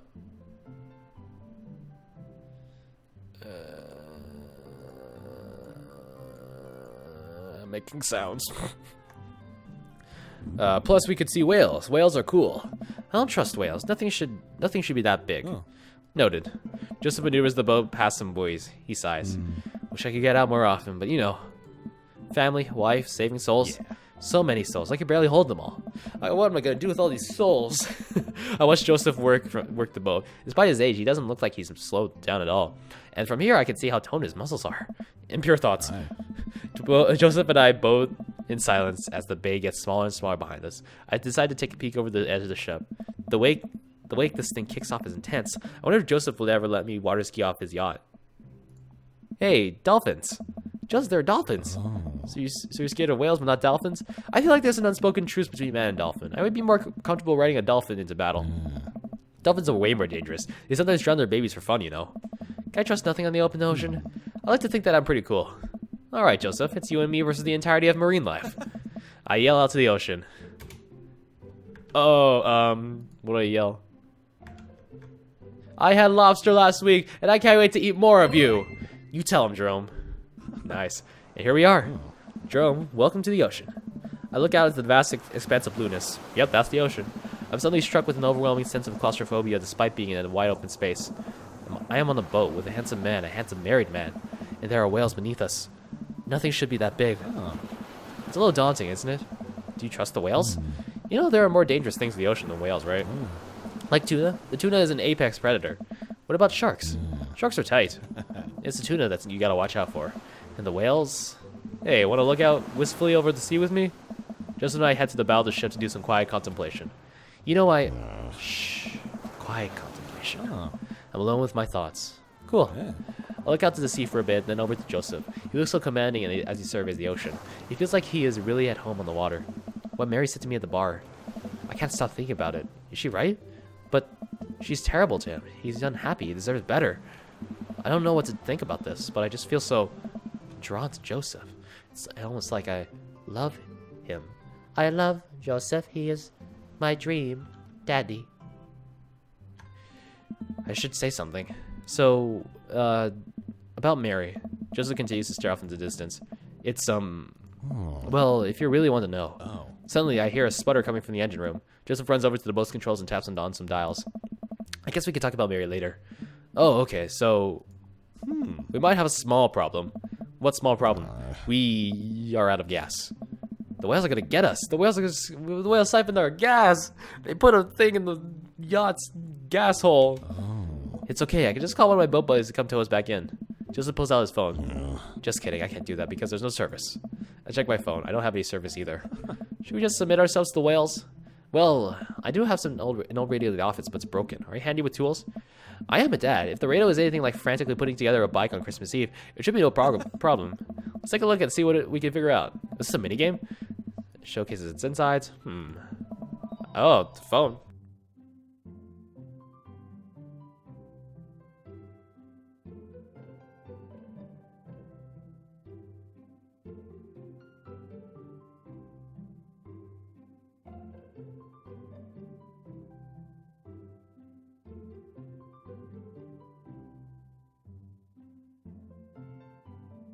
Okay, I don't know how radios work. I think there's just some frayed wires in here. If we can reattach them, we should have a working radio in no time. We stare into the interior of the radio. I'm not entirely sure what I'm looking at. I don't know what Joseph knows either. You know what? Let's just throw some stuff around in there and see what works. It's a minigame, isn't it? Oh. MacGyver, that radio. MacGyver the radio. Uh-oh. Okay. Let's throw a wire in there. Okay. Rubber duck. Rubber duck, coconut. This thing. Yes, why not? That, and then we do this. Let's just drop it in here. Drop it there. Drop it here. Let's place that in there. Let's place this. All that. This. Power plug. And a screw. There we go, power. Oh, we did it! S+, incredible! Did it! Hey, it works, kinda. And everything's just jiggling around in there. Radio speaks to life. Whoa, we did it. Just speaks into the receiver. Hello? Hello? Can anyone hear me? He tries a few other channels. Nobody responds. You might be a little far out. I don't think there's anyone in range. How big's the range? Well, this radio came with the boat when my dad bought it in the 60s, so not great. That's reassuring. Now what? There's worse place to be stuck on than a yacht. Wine? Is there... power wine with 2 exclamation points. I keep a couple emergency bottles below deck. Wanna go grab some while I fiddle with the radio some more? Let's see. Wine. It's gotta be around here somewhere. We'll examine the lounge. For an old yacht, this lounge is pretty high class. Wood panels on everything, leather couches. It's like an old Playboy photo shoot in here. Bed. Oh, a California King. Swanky. It's unmade a little messy. Less swanky. For your yacht, it's a high class. Examine floor. There are some clothes strewn between the floor and the bed. Socks, sacks. Yep, pink polo shirt. Well, I guess now I know if Joseph prefers boxers or briefs. This place seems a little lived in. High class. Examine the side table. Hey, wine glasses. I must be hot on the trail. But no wine. I grab 2 glasses and get back to searching. Focus on the rest of the room. Shelf? Take a look at everything on the shelf. Photos. A few photos here. Looks like a picture of Joseph and Mary's wedding day. Nice grandpa glasses. Another picture of Mary and Joseph. Quality 90s fashion. Hey, it's all the dads. Looks like this was a couple of years ago. The gang's all here. Brian, Matt, Hugo, Craig, Damien, Robert. Wow, Robert's actually smiling. They're wearing a sweater. I know that sweater. There's one guy in the end that I don't recognize. Hugo's ex, maybe? And here's Joseph's go-karting with the kids. That's fun. I take a look at everything on the shelf. Okay, books. A bunch of books on different Bibles, on brand. A couple of old vet magazines. Mary's. Wait a minute. Is this Well, well. Now the hot body shoe is on the other hot body foot. I take a look at everything on the shelf. Knickknacks. There's one thing Joseph does right. It's the odd stuff he puts on the shelves. I take a moment to closely examine old submarine clock. Crosses again. All he knows is crosses. I take a look at everything on the shelf. Focus on the rest of the room. Cabinet. Fire extinguisher. You can tell a lot by a man by how seriously he takes his fire safety.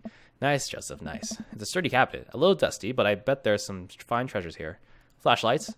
Solution. It's a sturdy cabinet. Drawer. Hey, it's wine. Twilight Rouge, huh? Come to daddy. Finally, time to get back up to Joseph. Sturdy cabinet. Focus on the rest of the room. Head back up to Joseph. I'll bring the wine and glasses up to the deck and find Joseph still hunched over the radio. Oh. Jerome, wine, good to see you two. Just in time for the sunset. I didn't take you for a drinker. Wink. Haven't you heard? I'm a cool minister. Wink. How cool. Oh. I can land half of my kick flips. What is that, like 4? Yeah. 5 on a good day. Pour me. Power pour. Whoa. Okay, time to party. We clink our glasses and drink up.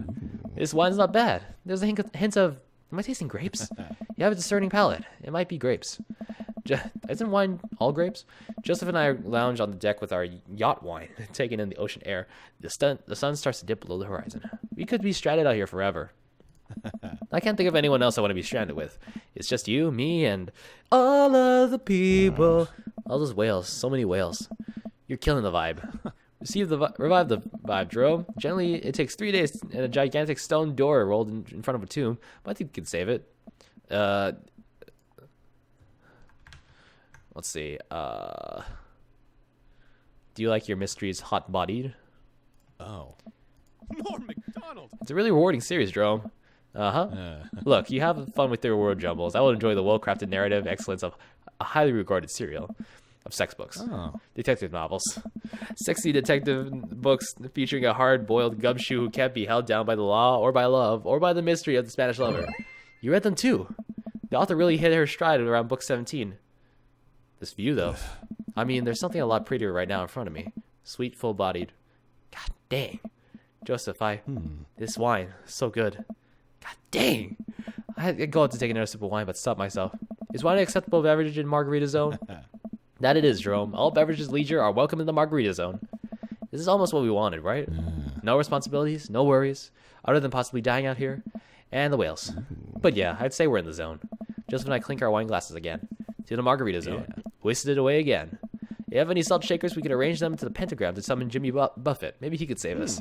As a youth minister, I make pacts with neither the devil nor island jammers. If we're to get off this boat, it'd be by the grace of God. Or Steely Dan. Amen. Our laughter dies down. We're both silent for a moment, looking into each other's eyes. Joseph leans in closer. I feel myself doing the same. This is a bad idea. This is a bad idea. I can't help but feel like doing this will only end up hurting someone. But his face is real close to my face. Jerome, I have to tell you something. Mary and I are done.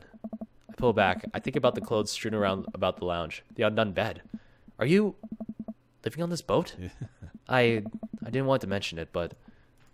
He sighs, strolling back to the controls of the boat. I lean on the console next to him. We had a very long talk, and it's unsalvageable. I'm staying here until everything's sorted out. Oh, I'm so sorry. If there's anything I can do... I'm fine. Actually, it was a long time coming. For the first time in a long time, I'm seeing a path to happiness. And now I can focus on myself and stop trying to deny the things that make me happy. I need someone who will be there. Someone kind and honest. And you deserve that, Joseph. You really do. Anyway, I've been having this crazy feeling that there's someone who I could get in the habit of having around. Someone very close to here. Is it whales? I mean you. Oh, I was trying to be subtle. I think I'm picking up what Joseph's putting down. I lean forward, closing the gap between us when Joseph grabs the receiver. Come in. Is anyone there? No. Over. We're stranded out in open waters. We've been out here for hours. Please send help. Over. But wait, are you guys gonna kiss? Lawrence of Arabia. I mean, what are your coordinates? Over. Jerome, have you been leaning on the talk button this whole time? I look down. Oh, I definitely have been leaning on the talk button. Betrayed by my own butt yet again. I didn't lean on it. You leaned on it. Lawrence of Arabia. Not if you leaned on the talk button. We didn't hear anything. Over. Hey, were you listening to us? Sir, we here at the Coast Guard are professionals. We're not doing that. But as professionals, it seems that you deserve happiness, and we think it's closer than you think. Over. How soon could you guys be here to give us a tow? Over. We'll pick you up in the morning. Sounds like you two have some stuff to hash out. Over and out. Norm Mac- Wait. Oh. Silence. Nobody returns our radio. Oh my gosh. I think they left. We stare at each other for a second. Well, Joseph carefully placed the receiver on the table, making sure the talk button isn't pressed in. Well, okay. Yeah. Joseph grabs me by the shirt and pulls me into a kiss. His lips are soft from and sweet from the wine, and his skin is still warm from the sun. I reach for his belt and pull him even closer, running my free hand under his shirt and up his shirt and up his side. He pushes me against the boat's console, kissing down my neck. Come on. His hands drift down to my thighs and he effortlessly picks me up. Wow. Joseph carries me below deck. I'd be lying if I said I hadn't fantasized about this, but I didn't think he'd be so aggressive. I've wanted this for so long. He throws me onto the bed. I let out a little yelp. Lots of time to kill, Jerome. We better get started. Ooh.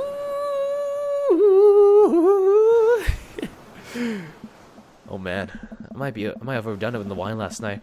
Just a few more minutes, sleep would do just fine. Wait. I open my eyes to find Joseph's face a few inches from mine, an arm slung around my waist. He's sleeping peacefully. His hair is must and his lips still a little red. I think this is what I was talking about when we were discussing Margarita Zone.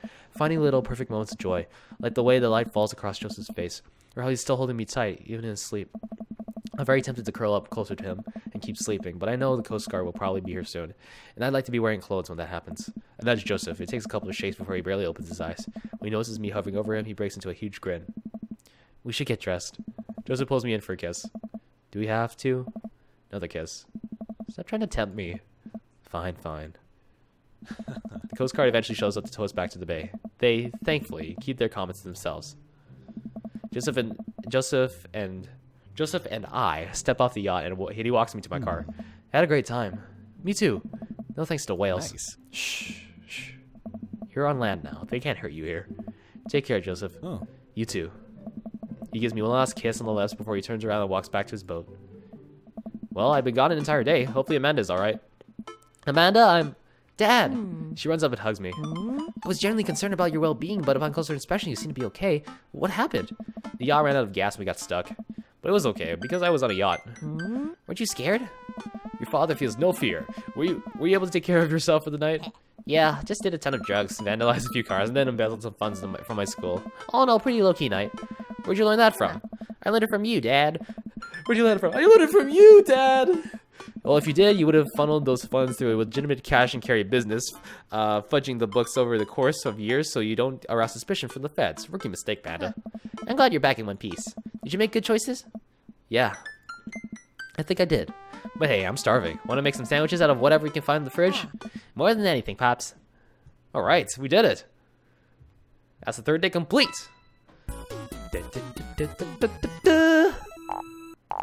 Yeah, alright. Give me all the daddy points. So much. Oh, you're welcome, Aaron. You're welcome, Joseph Aaron. You're welcome, Aaron Joseph. You're welcome, Jaren. You're welcome, Erosif. Ooh, I think I have everything finally set up. Amanda should be here any minute now. What? No. Amanda, stop it. And gives you that. Surprise! Haha! He told me not to make it a big deal. Okay, let's go through this. Oh no, Mary's here. With everything that's happened between me and Joseph, I should be a good host and say hi to her. But I don't wanna. Come on, Jerome, you can do this. I walk up to Mary. Get a rest, buddy. Hey. You been good? Just peachy. I have to go over there now. That went about as well as I could have expected it to. Jerome! Right, you made it. Don't pass up a good... It's not bad. It's not bad. Daisy trots. Hi, Amanda's dad. Hi, Brian's daughter. Hey, bro. Jerome. Hey, Hey, little ones. What's up? hey. Let's, go for the perfect show to Mac ratio. Pew! Oh. Alright. Hey, good stuff. See you later. Let me know when Amanda leaves for college. Well, splendid garden party. Thanks for coming by. The sun is setting and everyone seems to have eaten their fill. As the party starts to wind down, I take a seat next to Joseph. Joseph, it's so great to see you again. Oh. Great party. I should have you organize our youth group mixer. My dance skills are ready whenever you need them. Hey, if you aren't busy this weekend, I was thinking we could maybe catch a movie or something. Yeah, it sounded like it. That sounds like it would be fun. This feels weird. It doesn't feel like it did on the yacht. So, I guess things are still friendly with Mary? Yeah, I wanted to talk to you about that. Joseph sighs. We talked for a long time, and there was some yelling and some crying, but ultimately, there was reconciliation. I'm sorry, Jerome. I have to make this work with Mary. Oh, I know I shouldn't have. I didn't mean to hurt you, and I'm really sorry you got caught up with all this. I just felt so alone lately, and I'm not even sure I'm doing the right thing here. You've come to mean so much to me, and I'll never forget all those beautiful moments we shared together. But I have to thank you. In a way, this whole thing with you helped me realize that I still love my wife very much. Oh, that's great. I know this probably isn't what you wanted to hear, and I'm sorry if you were hoping for something different. But this is where my life is, and I need to do right by my family. But hey, Joseph squeezes my hand. Yeah. We'll always have margaritas. Joseph stands up. Aye. Take care, Jerome. You too, Joseph. Joseph walks off. Man, did I do something wrong? Was there another way this could have ended if I had done things differently? I walk over to the half-meter remnants of ice cream cake and shove a forkful. Sessions Cave is my new boyfriend. The last guests begin to make their way out of the party. Really? Is that how it ends? Is that how it all ends?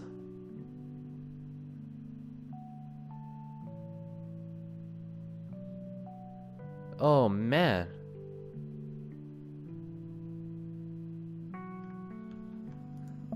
Mena wanders over. Killer potty pops. What can I say? I was inspired. So... Oh, so this happens after. And I'm crying. Present time. Share a hug. It'd be my honor. I'm glad you made some friends. Yeah. I know that's maybe not what you were looking for, but these people care about you. I love you, Dad. We'll always have each other. You're right. It's going to be hard at first, but this is the next chapter in our story. And I would be nervous about it, but I know that you're always going to be looking out for me the same way I'll always be looking out for you. Got this. Team Abayad? Team Abayad. Oh, boy. Was that really it? Is that really it? Oh, man. Wow. Oh, Val was Susie. I knew I recognized that. That was, yeah. That was Robert's, yeah. That was Robert's daughter. Well, we still got his photo. Oh, man. It's a different style as well. That's really interesting. Okay, well, that was Joseph. We technically got him. I mean, he's lit up in the picture there. So now, all that's left is Brian. Let me just get a quick sip of water. A quick sip of water. Let me get a quick sip of water.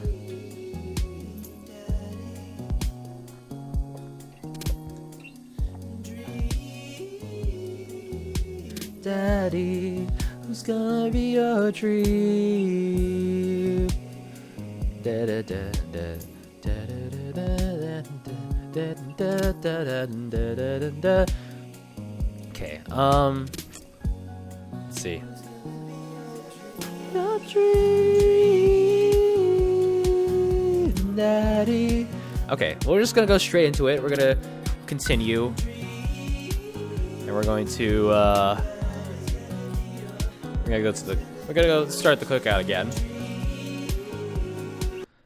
and we're gonna go talk to Brian.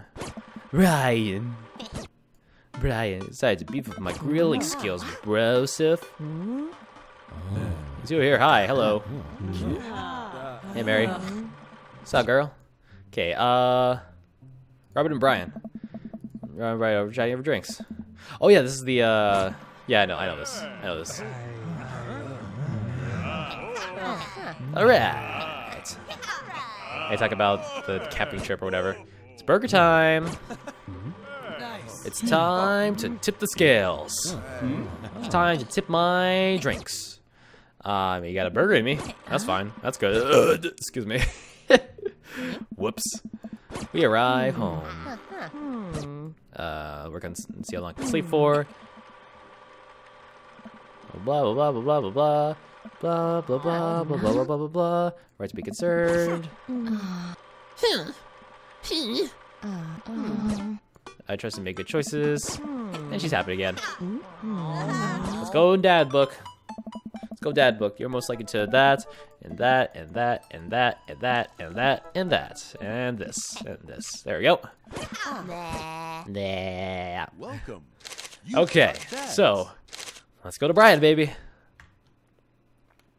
Let's see. Let me just close this. His ending requires the completion of several minigames. Fortunately, even if you're not the best at minigames, there's still ways to unlock Brian's ending. So let's do. Next time I'll. Okay, let's message Brian. Oh, I need to start from the beginning. Oh, hold on. Hold on. Okay. Let's load. Let's load, new house.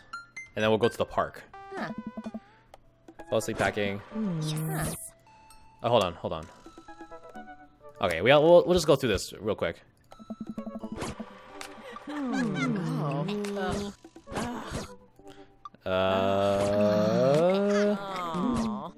Okay, adopted. You see that? And Amanda, my dear, there's a washer and dryer hookups. Please. Wash your dryer. Wash your dryer. Okay, look, did you even see those dogs at the park nearby? You know what? Thank you for moving us to the. Okay, let's go see dogs. I think we've seen this we've seen this path already. We've been to the park before. Hello.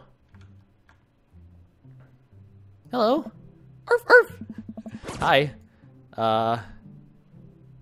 Impart me on your wisdom, tiny dog. Woof woof.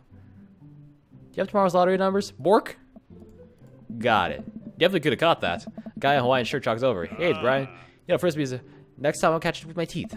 You caught me off guard in this round. Not again. Not ever again. I'm just messing with you. I'm Brian, by the way. I'm Jerome, and this is my daughter, Amanda. I look over at Amanda only to find her sitting on the ground, rubbing the dog's tummy.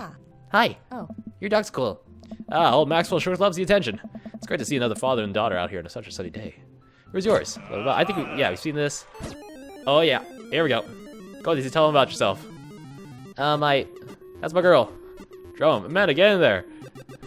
Amanda, okay. Jerome's HP 80, Brian's HP 80. Okay, let's gear flee or select the options below to win. Item, child art. Item, child art, there we go.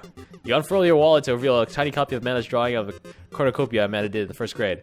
Brian, cute. It isn't very impressive, but Amanda genuinely appreciates you holding onto it. Brian loses 10 HP. You regain 20. Daisy just started a weekly chess club at her elementary school computer lab.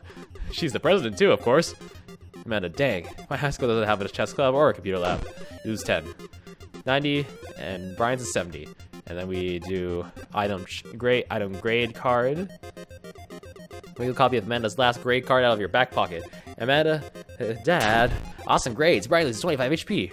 You really carry that around everywhere? Ouch, maybe it was kind of weird. You lose 5.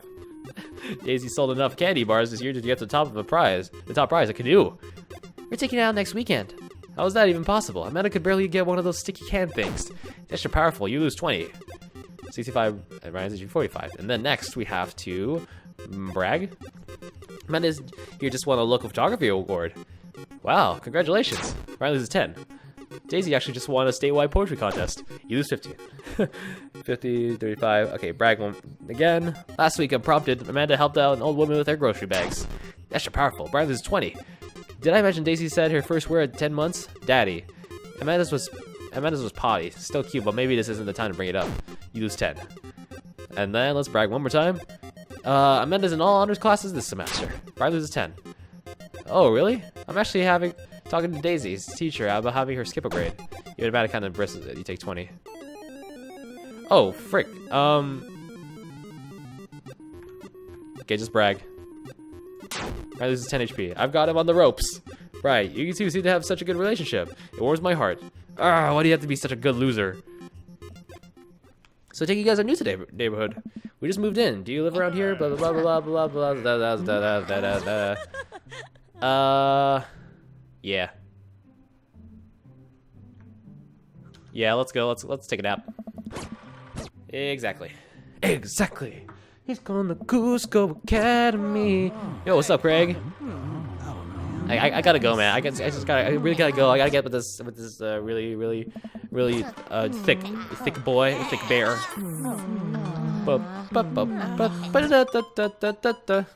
Secret of the mayor of this town. I'm just gonna go to bed. Night, Pops. Oh, it's oh yeah, it's Joseph again. Yeah. Hi, man. What's up?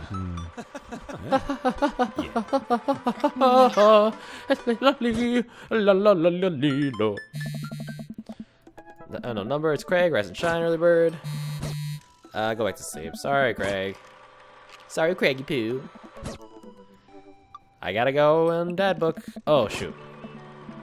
Yeah, this, blah blah blah blah blah blah blah blah blah blah blah blah blah blah blah blah blah. She has a tendency to ball things up. You ever catch that Rye? You get something at home.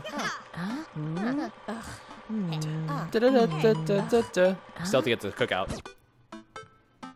It's gonna take a while. Mouthfeel. Cattywampus. Check on bacon. Tastacular. Not sure word, but I'll allow it. Let's move it forward. And then here we go. Here we are. This is the cookout. I started using my grilling skills.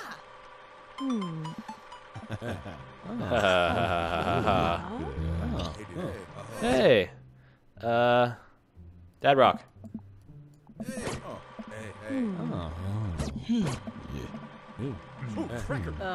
Ooh, Cracker Barrels.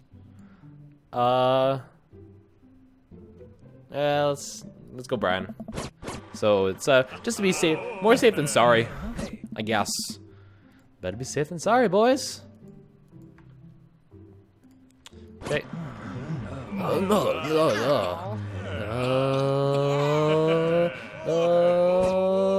Burger time.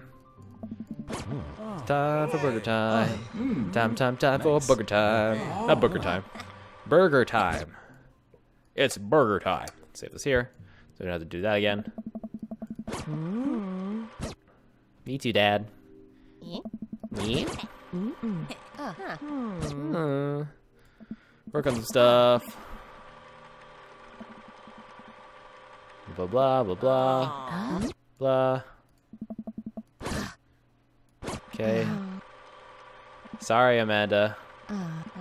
I know. I trust you to make good choices. Yeah. Okay, let's go, Dad book. Let's do this. Bop bop. Okay, hold on. Is there anything in particular? Head straight for burger time.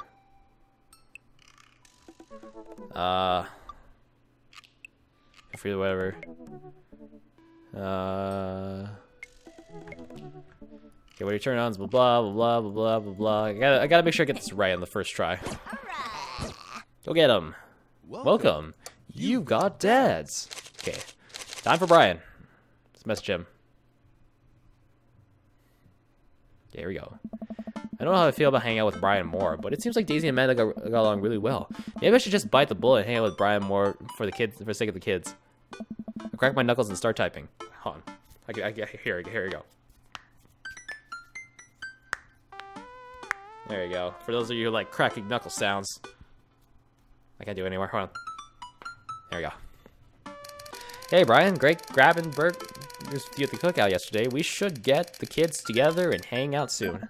I wait a couple minutes until a ding comes from my computer and a message pops up on the screen. It's Brian. Let's see what he has to say. Hey, man. Always love a good burg with a buddy. We should definitely hang out. What do you think about mini golf? We could bring the girls out and have ourselves a little friendly competition. Rock on, Brian. He signed his name. Friendly competition. This is perfect. I know Amanda and I will crush Brian at mini golf. I've been taking her to mini golf courses ever since she was a little kid. I'm proud to say she's almost better at it than I am. Almost. I type back. That sounds great, man. Name the time and place and we'll be there. All right. Hey, Amanda. 1 second. Amanda walks into the doorway. Her eyes are a little puffy. Yeah, I'm alright. I just got sad because I was thinking about I'll never have telekinesis.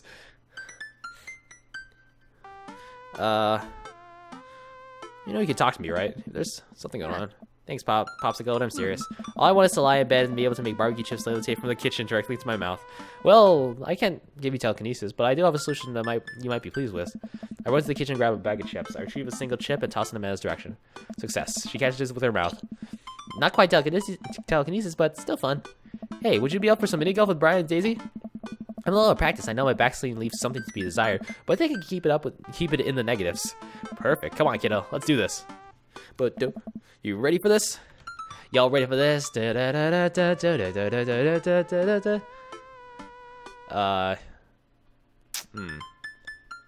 I know when to hold them. Yeah. Alright, matey, I'm ready as I'll ever be. Why are you talking like that? Because this mini golf course is pirate themed? I just now realized that we are indeed standing on top of a giant pirate ship in the middle of a putt-putt course. Oh. Come on, pirate dad, won't you talk like a pirate with me? Arr, ahoy! Scurvy? Avast ye. Avast ye, I'll make Brian and Daisy walk the plank with my superior golfing abilities. I mean, doubloon? Come on, Dad. You told me that this was just going to be some friendly competition. Friendly competition is Dad code for actual competition. I need to prepare my body, mind, and soul to defeat Brian on the field with glorious battle. It's just mini golf. Just mini golf. It's so much more than that. I kneel down and place a hand on Amanda's shoulder.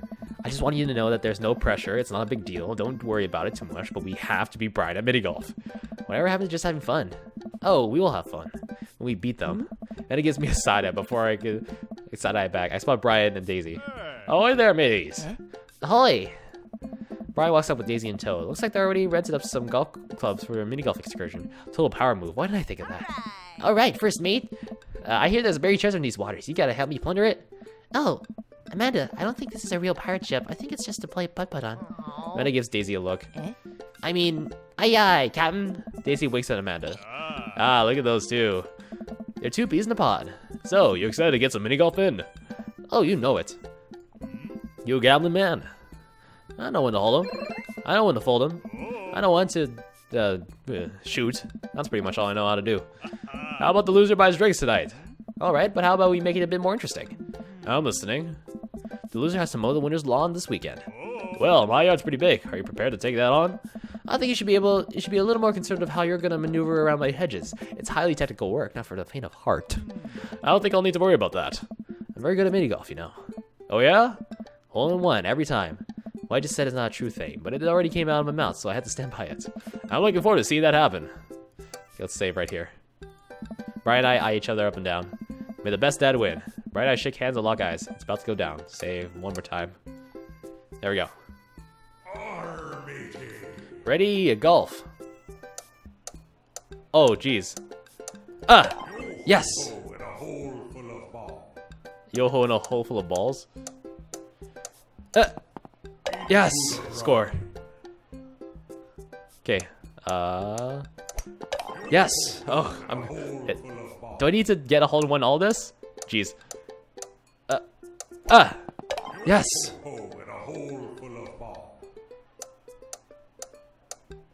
Hold on. No! Crap. Crap. Okay. No! Oh, this is going so bad. These golf physics are bogus. Yes, there we go. Okay, fine. Do I have to bounce it off the back there? I think I do. Yeah. Come on. In there. God dang it. Okay, hold on. Frick. Come on, make it. Dang you. Impressive putting. Oh, great. I earned an S. Still. Okay. Amanda pulls me aside while Brian and Daisy walk to the next hole. Hey, you having a good time? I'm having a great time. I'm having a fantastic time destroying Brian underfoot. I just asked because your eye is twitching. No, it's not. I feel my left eye twitch. Amanda raises her eyebrow. We're out here to have fun, remember? It's just a game. You're right. It's just a game. A game with extremely high stakes. A game we're currently winning. Dad, please, Amanda, please nail this next hole for me. We need to keep this streak going. If it's really that important to you, sure. You could save after... Oh, hole 9. Okay, I'll save here. Amanda walks over to the tees and a particularly hard windmill hole. Launches the ball into the parking lot. She looks at me right in the eye and exaggerated shrug. Oops. I appreciate her act of useful defiance. She walks over to me and pats me on the back. Now it's for your own good. Love you, kiddo. Oh, we're still going? Okay. Crap. Oh. These holes are difficult. There we go. Dang. Hole full of ball. Yes. Okay. Got this. Got this. Got this intact, bro. Got this on lockdown. Yes. Oh, what's this? What is this? Crap. Oh, yes. Dang. Gosh, oh gosh, oh gosh, oh gosh. No, that's not it. That's not it. That's bad. Oh, how even? How even?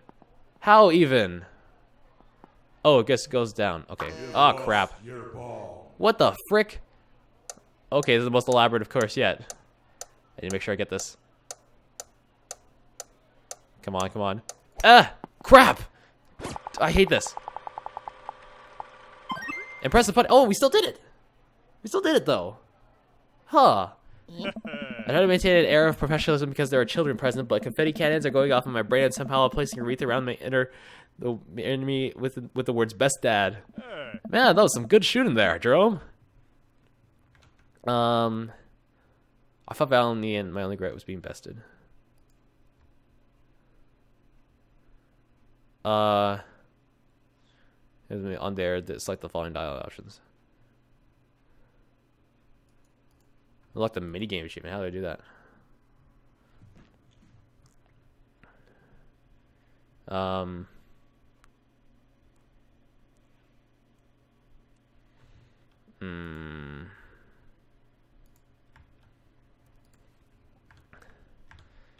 Okay, hold on. I bested you on the field of battle. Yet it felt good, Brian. It felt real good. Brian and I eyeball each other, electricity shooting between us. Arr, Daisy, did you have a good time? Yo ho ho, I did. We haven't even found the buried treasure yet. I think we need to apply for a permit to dig around here. I can take Daisy home if we could get the city paperwork started for digging. You two go enjoy your night. Sounds like a plan. Jerome, you cool with that? Sure, just don't get yourselves into too much trouble. Can do. I'll make sure we get a perfectly reasonable amount of trouble. Emma and Daisy skip away, yelling about buried treasure. Bless that kid's tiniest rebellious heart. Well, I guess we should hit the bar now. There's actually a tiki bar attached to this place. How about that? That sounds like a plan. Brian and I walk into the Freaky Tiki, a kitschy island theme bar. Palm trees adorn the walls, and several fake parrots are strewn about. Ukulele music plays softly in the background. Brian and I approach the bamboo bar. Guess I'm spending more time with Brian, which is a little more bearable since I won. Okay, so I gotta get my victory drink and get out of here. I think I already proved my superior dadness for the day. 2 pineapples of hospitality, please. Bartender whips up 2 rum drinks inside of hollow pineapples. He sets them on fire and we have to blow them out before he can drink them. Usually just like to, I don't know, drink my drinks. You don't want yours, I'll take it. You miss out on the taste of victory? I don't think so. Take a sip of my pineapple hospitality. Victory tastes fruity. Let's talk about lawn maintenance. I'm very particular. No electric mowers for me. I can't. Everything with scissors. I also only water the lawn with bottled sparkling water. I just ran out, so you're going to have to import some. Italian is preferred. But I'll settle for Icelandic if that's all you have. It's sweet that you're willing to put all that work in to take care of your dead grass. What? My grass is perfectly healthy. That's okay, buddy. I know just a trick to perk it back up. I'll work my magic when I finish trimming your grass with the tiniest pair of scissors I own. Man, even when he's trying to be helpful, I feel personally attacked. While I sip more of my drink, I notice a TV in the corner. Hey, Extreme Makeover Deck Edition is on. Deck Edition? Move that bus! And then it shows the deck. Always made me want to own a deck. I hate this show. Why? It's so clearly fake. Well, yeah, it's reality TV. Who cares? I care. I'm a general contractor. I work with decks all the time. There's no way they're renovating those decks in a matter of 2 days. This is impossible. That's a three-week job, minimum. So you want them to cover those 3 weeks extensively in every episode? It can't be that interesting to watch a bunch of dudes slack over a deck for that long. Nobody will watch it. I don't like any of those home improvement shows. I want to watch stuff that's real. like long haul paranormal ice road ghost truckers. I have terrible news for you, Jerome. No, not them too. That's the awful truth. Not the ghosts though. Those are real.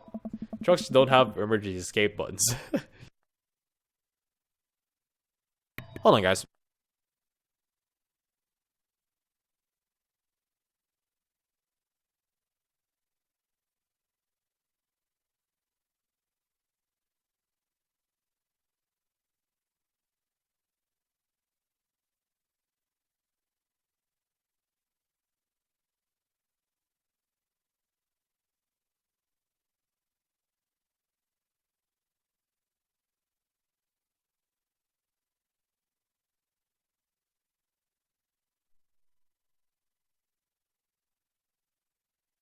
Well, sorry about that.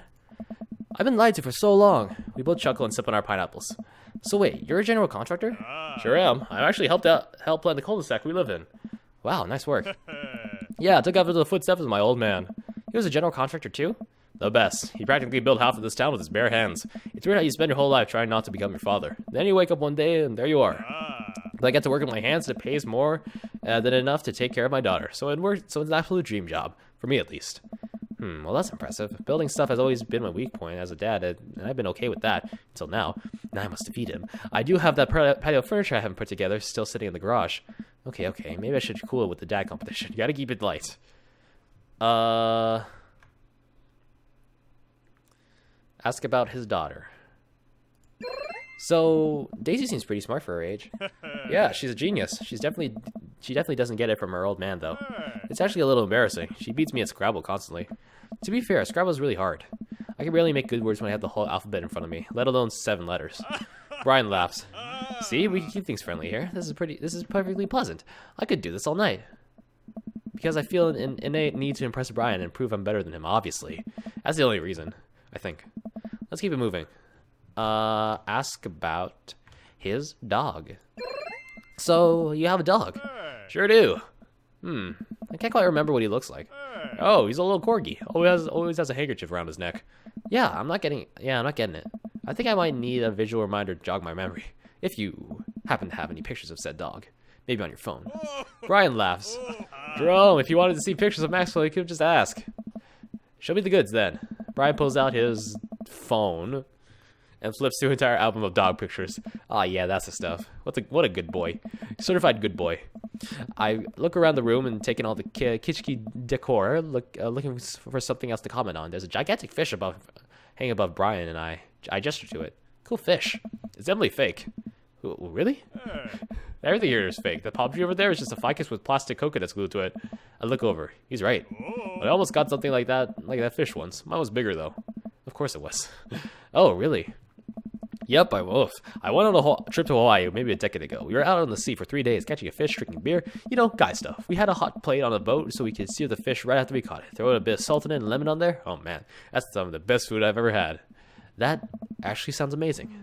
Well, it was the last day. Everyone had gone to bed already, but I was out there watching the stars.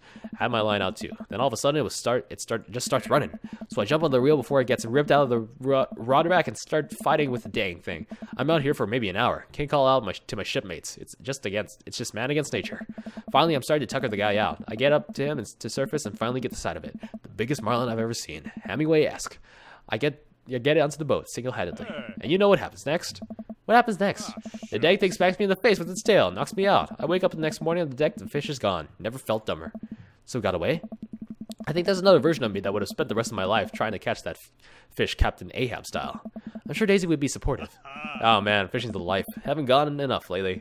You go fishing? Actually, I have a confession to make. Wait, what am I doing? Why am I having this inexplicable urge to be vulnerable with him? I can't tell him that I'm terrible at fishing. I lean in close. No one can outfish me. I'm simply the best out there. Okay, since you're such a pro, I'm taking you fishing. Do you want to go fishing? Wait, don't answer that. Yes, you do. We're going fishing. Oh, no. Oh, I don't know. Come on, it'll be a blast. I know the perfect little fishing spot. I'll bring some beers. We can just sit back, relax, and reel in some trout. We'll bring the kids with us. Come on, you know you want to. I sigh. I've been cornered. Yeah, okay. Brian gives me an exuberant high five. The loudest high five. Yes, so maybe we'll see who can catch the most fish so I can get you mowing my lawn. You can try to beat me, but they don't call me Jerome good at catching fish but buy it from nothing. I'm spinning a web of lies that I fear one day will consume me. Sounds like it'll be a scrap. Brian and I finish our drinks and head outside. Till next time. This is a great opportunity for friendship. And also for catching more fish than Brian. You're grilling me with these puns, Jerome. Mull it over. You'll come around the fish-related dad jokes in no time. Brian extends his hands and gives me a friendly but firm handshake. I see that competitive fire in his eyes. This is going to become a whole thing, isn't it? Once Brian takes over the babysitting duties, Amanda walks home with me. She immediately plops down on the couch and flips on the TV. So how was your hang with Brian? He wasn't too spicy about his crushing defeat, was he? Nah, he was pretty gracious about it. Like, frustratingly gracious. Yeah, how dare that guy have some decency? Come on, Dad. He seems like a neat dude. I think so. I don't know. The guy loves a good competition. But then again, apparently so do I. What did you and Daisy end up doing? Oh, we hunted for treasure for a bit, but Daisy was really adamant about not digging without a permit. So we just watched some documentary about theoretical physics. I put her to bed and then sat around eating Brian's food. Don't tell him I said that. That's standard babysitting protocol, I believe. I really like hanging out with Daisy. She's super mature for her age. Yeah, Brian says she has a hard time relating to other kids. She kind of reminds me of you at her age. Although she doesn't bite people as much as you did. I can't believe I'm finally the cool older kid. It feels cool. You gonna hang out with Brian again? That's the thing. He wants to go fishing with me. Oh, I told him I was an amazing fisherman. You hate fishing. I know, I'm kind of panicking. I'm sure it'll be fine. All you have to do is wake up at the crack of dawn and sit silently in the boat for like on hours on end with no promise of tangible reward, your only companion being the fear of doubt you have in your heart. Fishing's fun. You'll remind yourself as the world darkens around you and you wonder if it's really you staring back at yourself in the lake's reflection or simply just the abyss. Yeah, I'll laugh it up, Amanda. You're coming with us. Is it my constitutional right to outright refuse this order? Daisy's coming too. Well, I bet I could convince Brian to bring his dog. Fine, sold. I'm in. All right, I'm bushed. Gonna call it a night. Don't stay up too late. You got it, Pops. All right. What did we get on that? Give me that S rank, baby. Family fun, cargo short, beard, Hawaiian shirt, pirate tiki. Got a lot of dad points. Bam! What an amazing date! That's Barry, isn't it? That's Barry. That's Barry. I didn't put that together before. Well, I'm doing my coupons. La la la la. Oh. Alright. Yeah. Okay. After that, you successfully complete your first day with Brian and you scored next. You'll make your way through the game and message Brian for your second day. When you arrive at the lake, you'll want to select the following dialogue options.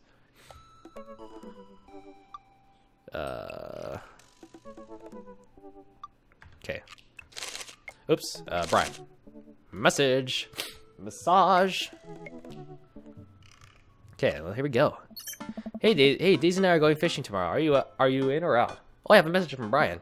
Oh no, I've been dreading this day. I accidentally boasted about my abilities as a fisherman to Brian, and now he's challenging me to another dad-off. I've been doing my fishing research online, but I'm nowhere close to being an expert. Oh, gosh. Still, though, I have to accept. I type back to Brian. Sounds great, man. Super excited to catch all those fish, and my lawn could use another good mowing. That'll show him. Brian responds back, letting me know that tomorrow he'll pick us up at an hour I had previously forgotten existed. Man, that's gonna be a rough start. Amanda comes into the room from the kitchen, eating a cheese stick by biting it off piece by piece like some kind of monster. I didn't raise you like that. What? It's called string cheese and not chompy cheese for a reason, Amanda. You just called me in here to criticize my controversial string cheese eating technique or what? No, Amanda, we have to go fishing tomorrow. Well, you have to go fishing, and I get to play with Brian's dog. How do I become a master of fishing overnight? You went fishing in the Girl Scouts, didn't you? Nope. My stint in the Scouts was brief and purely transactional. Though I could get free cookies, but I didn't know that I had to like be outside and tie knots and stuff.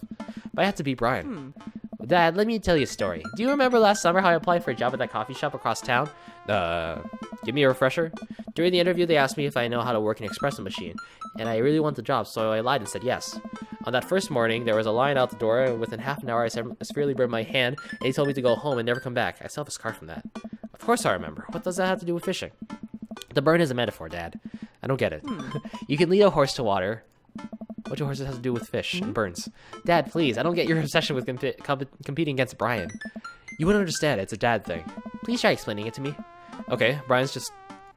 He just thinks that he's so much better than me, and he purposely reminds me of that whenever he can. It's like he has to one-up me. I have to beat him at his own game. Is that what you think is happening here? No, Amanda. Okay, good. I know that's what's happening here. All right, Pops, we should both be getting some sleep. See you in the morning. Night, Panda. I brush my teeth and throw on some pajamas. I climb to the bed, set my alarm, and close my eyes. Okay, sleep. I'm wide awake. I can't help but think about the last time I went fishing, hoping that there's something I can glean from it to give me an edge over Brian. I was about 9 years old. My dad woke me up one morning and told me to get dressed and meet him downstairs. It was still dark out, and I have no idea what was going on. But before I knew it, we were both alone on a freezing cold lake. I had to sit there for hours while it got hot and muggy, and the air thick with bugs. I picked at mosquito bites while my dad sat in the stony silence, fishing pole in one hand and beer in the other. We didn't catch anything. On the long drive home, my father bought me a pack of cigarettes and didn't say a thing. That didn't help, and I think I have some repressed sadness about my father. I'll deal with that later. I'm sitting on the boat in the middle of the body of water. I can't see any land, but I know it's a lake. The water is placid and still. I'm holding a fishing pole. I don't understand why, but it feels like my life depends on catching fish right now. I cast my lure into the water and wait. My whole being is filled with... Is this a dream? With hopelessness as I watch the line disappear into the depths below. Used the wrong lure. I look up and see my father, just as he looked at one cold morning, disapproving. I'm panicking now. I pull the lure up and try to grab a different one, but all of the lures in my tackle box are the exact same. I look up to my father for guidance, but he's gone. I try casting again, but I can't hold my footing. My boat tips over and I fall into the water. Sinking further and further, I see the multitudes of fish that had been lying just below the surface, all swimming around me as if to taunt me. One fish swims up to me. He has Brian's eyes. You gotta use neutral buoyancy lure to try and catch, if you're trying to catch trout, buddy. Whoa! I jolt away from the sound of my alarm. That was so crazy. That was so weird. That was weird, bro. It's fishing day. That would explain the weird dream. I groggily slip on clothes. Not sip on clothes. I get ready. Boop. I spot Amanda's door half open and see her still curled up in the mountain of blankets, walking over to her bed. I give her a tiny kiss on the forehead. Fishing day, kiddo. You ready? No. Well, you gotta get up. I can't do this without you. Also, stop sleeping in your clothes. Amanda pulls her comforter over her head. Never. Amanda, I'll get up in a minute. Alright, Brian should be here in 20, so you better not just go back to sleep. Amanda sticks her hand through her blanket to wave me away. I leave her room and make myself some coffee and another cup with lots of cream and sugar for Amanda whenever she gets up. Amanda eventually waters and chugs her coffee while I do word jumbles. I hear the doorbell ring. That must be Brian. Still rubbing our eyes, we walk outside to see Brian. He's decked out in fishing gear. Daisy's falling asleep next to him. Early bird gets the worm, buddy. You ready to fish? I was born ready. My eyes narrow in on Brian. It's a good day to die. Hop in, guys. Let's get this fishing party started. I walk over to the driver's side door and open it. Woof woof. Brian's dog immediately hops to the driver's seat, wagging his tail furiously. Can I see your license, sir? Maxwell, let drum sit. Maxwell obediently hops into the back to cuddle with Daisy. Amanda settles in next to Maxwell, and Daisy immediately falls asleep. You ready for an adventure? I'm ready for glory. Glory killing, boopity schmooples, glory killing. I struggle to stay awake as we drive to the outskirts of town. Country music plays quietly from the radio, and I watch trees pass by. So where exactly are we headed? It's about an hour north of here, a little spot I've been going to since I was a kid. My dad used to take me there all the time. I don't think anybody else knows about it. I brought everything we need so we can catch some trout, have a nice little fire, and enjoy the nature. My fishing pole is in the shop, getting it tuned up. Do you maybe have an extra I could borrow? But of course, it's probably not as nice as it sounds like yours is, though. Right. I'm digging a hole here. I stare out the forest lining the highway. The sun is just barely over the horizon, scattering dusty pink light through the trees. For a split second, I spot a deer grazing on the side of the road before it leaps back into the bush. After a nice quiet drive, Brian eventually tells me to pull off the highway and onto the dirt road. The car bumps along until we reach a clearing that opens up to a magnificent lake. Well, here we are. Wow, that's pretty, actually. I like that. I step out of the car and help Brian unload our gear as Maxwell runs around us, barking. The kids wake up and wander to the shore, where Daisy tries to teach Amanda how to skip rocks.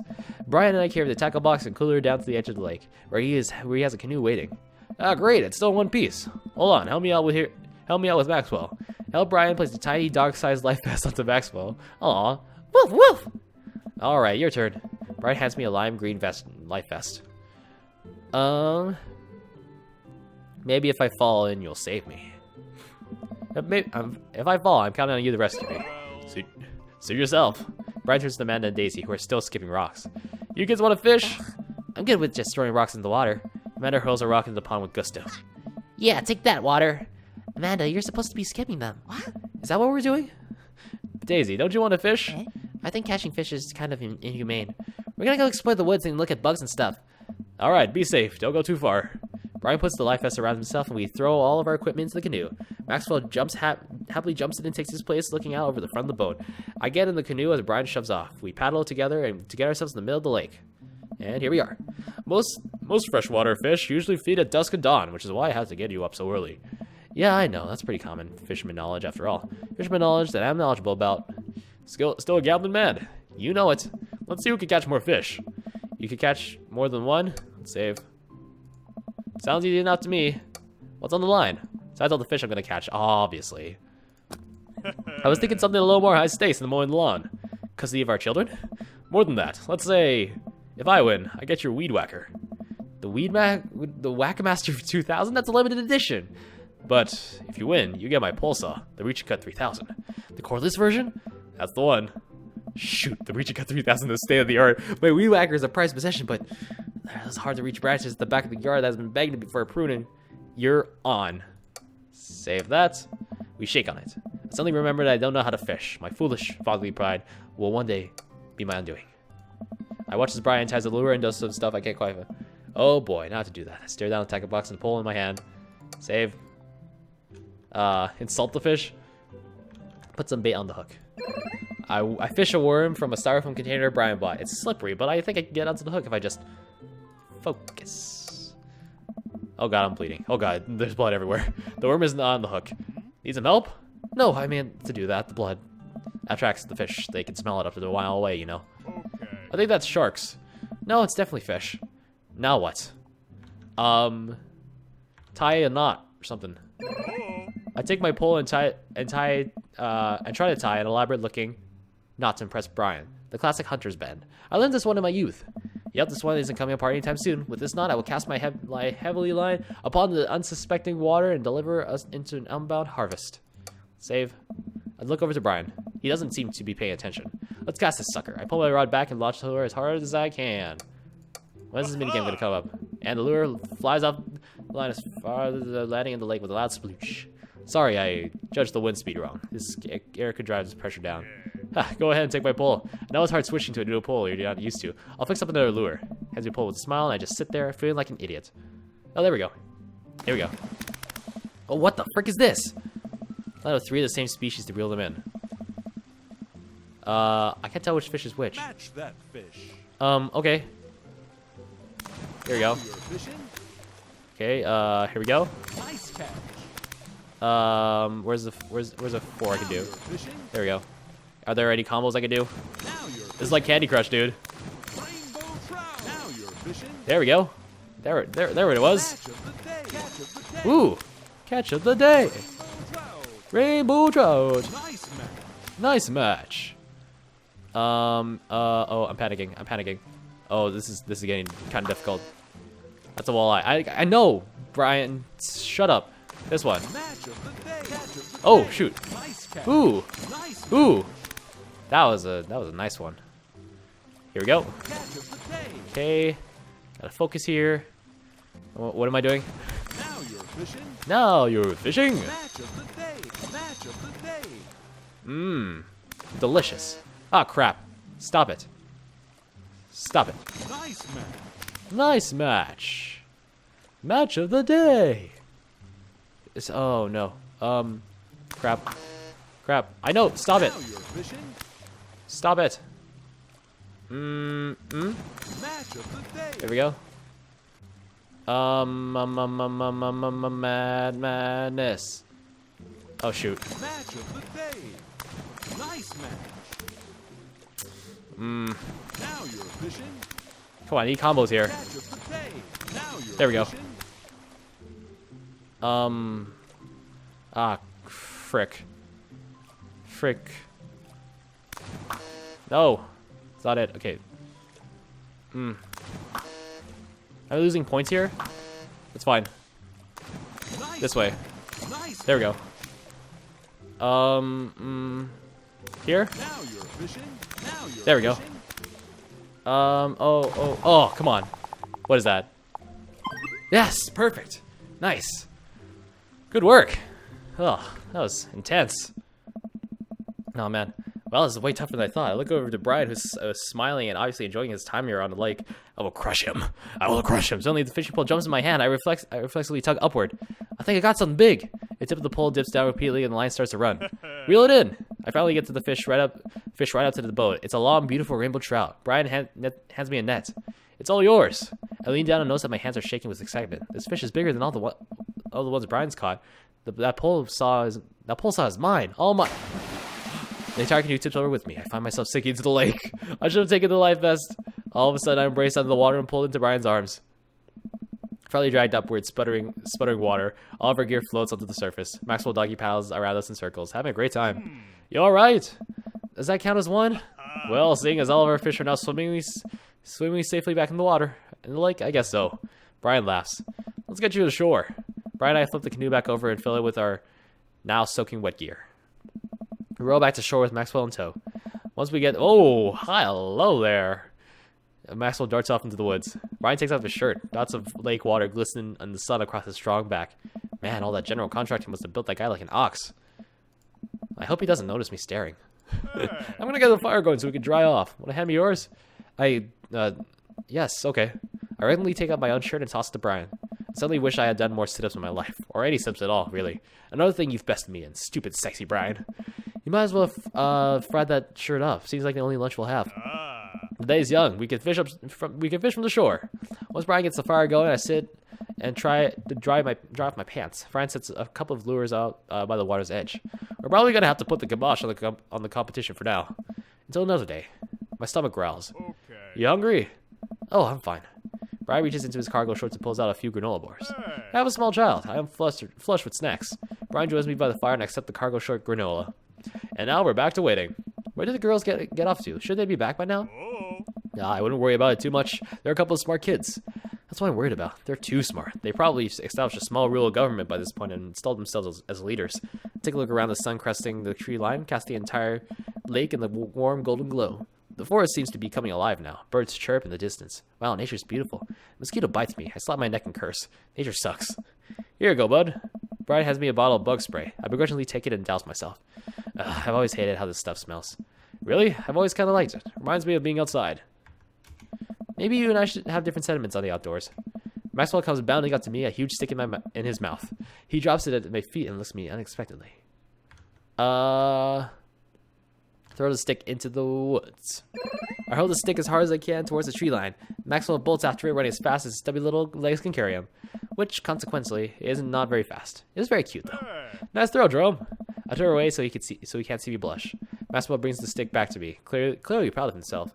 Good boy, Maxwell. You're a very good, speedy boy. You're the world champ of fetch. It's time for the pets. What's the plan? Bud pats never fail. Like what Daddy does to Mochi or Mimi. I give Maxwell a good pats on the backside. While I'm playing with Maxwell, fish begin routinely pulling on Brian's line. I watch Brian effortlessly fillet the fish, squeezing a bit of lemon on them and frying them up on a cast iron pan. Before you know it, we have a feast fit for a couple of shirtless dudes. Matt and Daisy emerge from the woods, looking totally unscathed. Whoa, Dad Bod Patrol, I'm gonna have an issue you both a citation and demand you both put on shirts. There are children present. Brian tosses me my now dry shirt. I pull it over my head, thankful that I will no longer be distracted by Brian and his pecs. Where have you guys been? Studying entomology. What? We were playing with bugs. I expected you guys to be more covered in, like, mud and stuff. Daisy looks offended. What do you take me for, a child? Amanda puts a hand on Daisy's shoulder. Oh. Right. Yes. As indeed. We take a seat around the fire and Brian serves us all gigantic piles of fish on paper plates. It's absolutely delicious. Why does he have to be so good at everything? Fish tastes okay. Daisy and Amanda both nod furiously, mouths full of fish. It's incredible. I've never had fish that's good. Yeah, it's great. Old Harding family recipe. Why are your pants wet? Well, Amanda, we were out there on the lake and then I accidentally tipped over the boat. Don't worry, all the gear floated to the surface so we didn't lose anything, right, Jerome? Yeah, that's exactly what happened. He's taking the blame for it. I can't believe he just covered me. Gosh, he even humbles me. He's trying to beat me at everything, including my own world-famous sense of humility. We finish our fish and... Why is there no music? Is there no music in this? This is oddly creepy. We finish our fish and end up playing catch with Maxwell for a little while before we decide to head out. After cleaning up the camp, we packed the station wagon and let Maxwell into the back seat. Poor Pop falls asleep in the cuddle puddle with Amanda and Daisy. They've had a long day. Been an ordeal today, bud. Let me drive you guys home. I want to prove that I'm the most awake dad in the block, but yeah, I'm beat. Fine. As we drive away, I take one last look at the lake disappearing behind us and smile. I rest my head against the window and a low rumble of the dirt road beneath us lulls me into a peaceful sleep. Hey, sleepyhead. I open my eyes and realize that I dozed off in the car. I self-consciously wipe off a bit of drool off my chin. Oh, hey, I was resting my eyes. Just in case we suddenly have to jump into any sort of conflict, so I'm super awake for it. And ready to fight. With my strong arms. It's all good. You earned some rest, buddy. Thanks for coming out with us today. I had a lot of fun with you. Thanks for inviting us. I also had fun, actually. Glad to hear it. Take it easy, yeah? You too. Take it. The easiest. Brian chuckles to himself as he unloads the car. Imagine I get inside and immediately collapse onto the couch. Long day. Yep. I was so close to that pole saw. Pole saw? Yeah, Brian and I were competing to see who could get the most fish and... stop. Why do you care so much? Man, Panda, just look at the guy. He's so obviously got my number, he's rubbing my face in it. Oh. Dad, I love you. But you're kind of dumb sometimes. Dumb? Clearly the superior dad. You know what? I don't have any of the energy required to properly unpack your weird fixation with asserting your masculinity. I'm going to bed. Night. Amanda slides off the couch and face down onto the floor. I am a tired slug. Amanda, that floor is disgusting. I don't care. Well, night, honey. Night, Pops. All right. It's never to invest in the personal IRA. Dad complete. Day complete. Da-da. Nice. Yes, there we go. That's the S rank. That's a 10 out of 10 if ever I've seen one. Thanks, Barry. Okay, hold on. Well, it's been a long day. I'm just about ready to pack it in. A few bites of ice cream, freezer. Yeah, she's crying, right? Leave her alone. Leave her alone for a little bit. It's fine. Slam that door. And No. the best friend. Huh. And then the gossipy one. And then what did MR say? And then I cannot believe that. I just cannot believe it. And Amanda for the last time. It's not dumb. It's not dumb. It's not dumb to have feelings. Real friends don't do that. I love you too, Dad. That makes me so happy. Welcome. Ooh. You've got All right, Brian. Back in the saddle once again. Oh, boy. Really stepped up production value in episode 5. I spent a long day lounging around the house in my bathrobe and slippers, committed to enjoying my day off as a testament to dad laziness around the world. Third coffee of the day. I'm doing my second world jumble in pen. Man, this is the life. Hey, this one spells door. Oh. You're still taking me to the fair later, right? There's a fair? Dad, it's literally around the corner from us. It's not ringing a bell. I came yesterday with cotton candy. Nope, nothing. I gave you a teddy bear that I won, specifically stating where and when I got it. Seriously? Amanda walks to the windowsill and slides the drapes open. There's a big Ferris wheel in the distance. Oh, right, that one. I thought you meant another carnival. You're coming with me tonight, right? Gosh, honey, I don't know. I've got all this. I look down at the mug of coffee and word jumble in my hands. Pressing business I need to attend to. Amanda points to my word jumble. Yeah. Park, dog, clock, cereal. I knew that. I totally knew that. Secret word they all spell as pool. Hey, you're pretty good at this. Now you don't have an excuse. You're coming with me. Amanda pushes me into my bedroom and forces me to change out of my bathrobe. Where's something nice? I want some arm candy tonight. Got it. And no flip-flops. Not after last time. We don't talk about last time. Amanda and I step outside and follow the faint sound of carnival music. So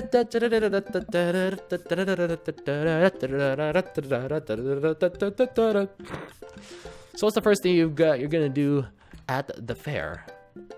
Whoops. Eat greasy food, like deep fry everything and put it in my mouth. I don't care if it isn't taste to start. I believe that the deep fry process can transmute any non-tasty thing into a tasty thing. Please don't throw up this time. I know my limits. You said that last time. I was still calibrating. I'm dialed in now. You'll ride the rides with me, right? If you're looking for someone to ride scary rides with, that's a straight veto from the dad constituency. I can't read words today. However, I'm happy to stand at the fence and take blurry pictures of you riding the rides, as per dad custom. Define scary rides. Anything that moves. Well, you're no fun. Maybe I'll find someone at the carnival who'll go with me. Wouldn't that be a surprise? Yeah, maybe one of your friends from school will be there. Like, who's that one with the eyebrows? Teresa? She's got mono. What about the one who vapes? Alice got suspended for vaping in the school bathroom. Well, I hear carnival rides are fun as a solo rider, but then I'll have no one to puke on. Or will I? What? Hey, look, we're here. The carnival is packed with people. Whoa. Oh, I want to be there. I want to be there at a carnival. I've never been to a proper carnival. It's packed with people from all over over town tonight. Screaming kids run around with cotton candy and buckets of soda clutched in their grubby fists. Colorful lights flash all around us. I feel like just smelling the air will clog my arteries. Hey, let's go over to see the greasy food carts first. Amanda leads me by the hand and in what seems like a very specific direction. I know my favorite one is around here somewhere. Wait a second. Is that Brian? Wow, look who it is. Sure enough, it's Brian and his daughter Daisy. Brian has the same confused look on his face that I'm sure I have. What a coincidence that we all happen to be here at the same time in the same exact place. Wow, this is so weird. Can you believe that we just happened to come to the carnival the same night at the same time? Yes, Daisy, that's so strange. How bizarre. Brian. Jerome. I can feel my competitive fire burning inside me again. Last we met, Brian had made a fool of me by besting me at fishing, and then out humbling me but in front of my very own daughter. I still want that pole saw. There's plenty of Midway games here. Okay, how about we hang out as a team and explore the carnival together? Yes, Amanda, that sounds like an amazing idea. Let's all go and do stuff together. Amanda and I follow Brian and Daisy as they lead us towards some rides. I can't believe Brian's here. Dad, you need to relax. Daisy and I have been spending a lot of time together. She helps me with my algebra homework, and I've been corrupting her young soul with rock and roll music. She's really cool, but you and Brian won't stop complaining about each other. Oh, he's complaining about me? No, Dad, that's not what I meant. If you and Brian would just talk to each other, maybe you would see that you have a lot in common. See, now I gotta turn up to 11. Brian's getting obliterated. Dad, you have to chill. Please chill, for my sake. Please, I'm begging you. Please. This would be I have no choice. I'm chill. I'm so chill. I'm like stupidly chill. And once I prove once and for all that I'm clearly the better dad, I'll be so sure you can call me liquid nitrogen. I will destroy him. Dad, I spot the entrance to the Midway. A perfect opportunity.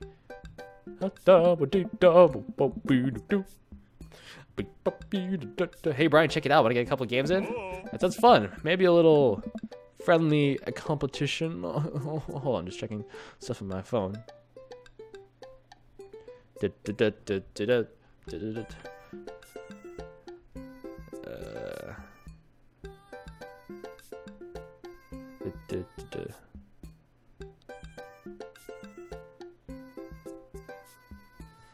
Okay, that sounds fun. Maybe a little friendly competition. No, I just wanted to check out some clowns over there. Amanda, you're scared of clowns. Overruled. Fine, sure. Let's play some games. But if we spend the whole night in there, I'm filing for emancipation. Oh, lighten up. I will use something nice. And I'll win you something nice too, Daisy. I'll win more nice things than Brian. I'd like to see you try. Brian and I glare at each other. Uh-oh. We've been at it for longer than I'd like to admit. Amanda and Daisy sigh heavily at each new game Brian and I challenge each other to, their arms overburdened with stuffed animals and t-shirts with rainbow airbrushed onto them. For every game I win, Brian seems to answer back. Dad, please, enough. Just one last game, honey. So, Jerome, we're tied. What's the ultimate prize? I spot it from across the Midway. We lock eyes. It swims absent-mindedly in a ball of water. That goldfish will be mine. Amanda, sweetie, how about I win you a goldfish? He'll get us out of here.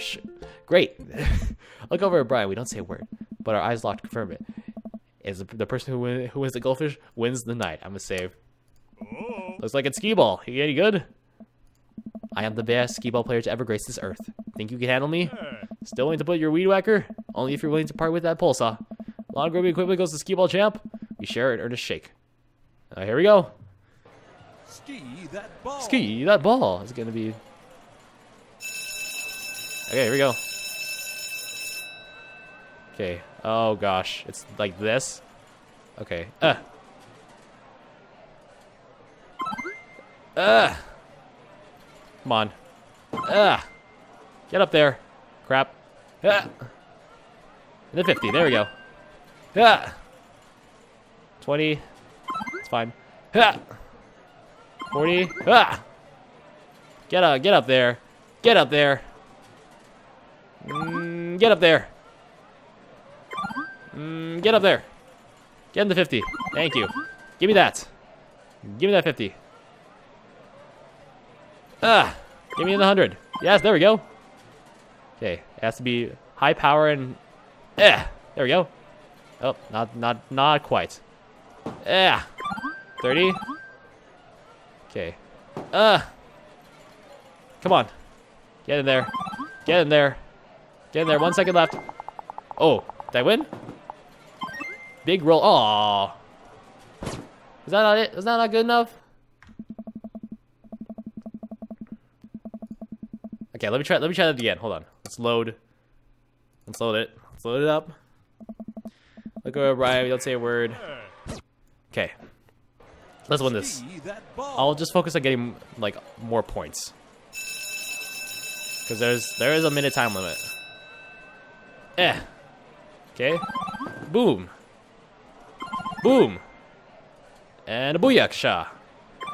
A booyah. Get in that 40. Get in the 50. Give me the hundo. Give me the hundo. There we go. Booyah. Booyah. Give me that. Booyah. 50. 40. That's fine. Booyah.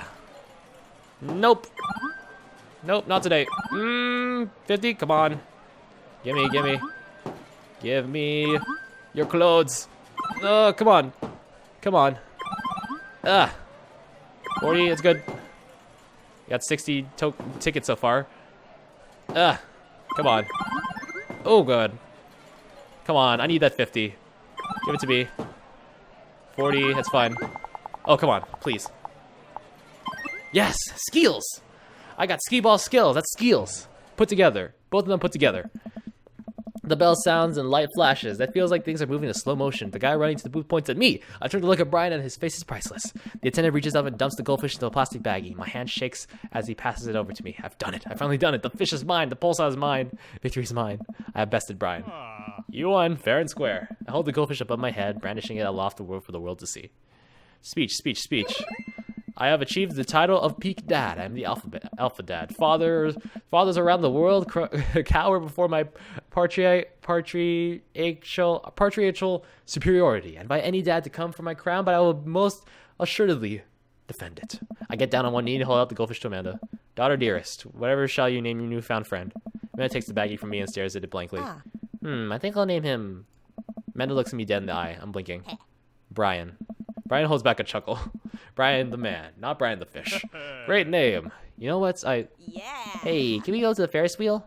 Yeah, I want to ride the Ferris wheel. Of course. I'll hang out and watch you guys. Still not a fan of carnival rides. I'd be happy to ride some rides with you kids.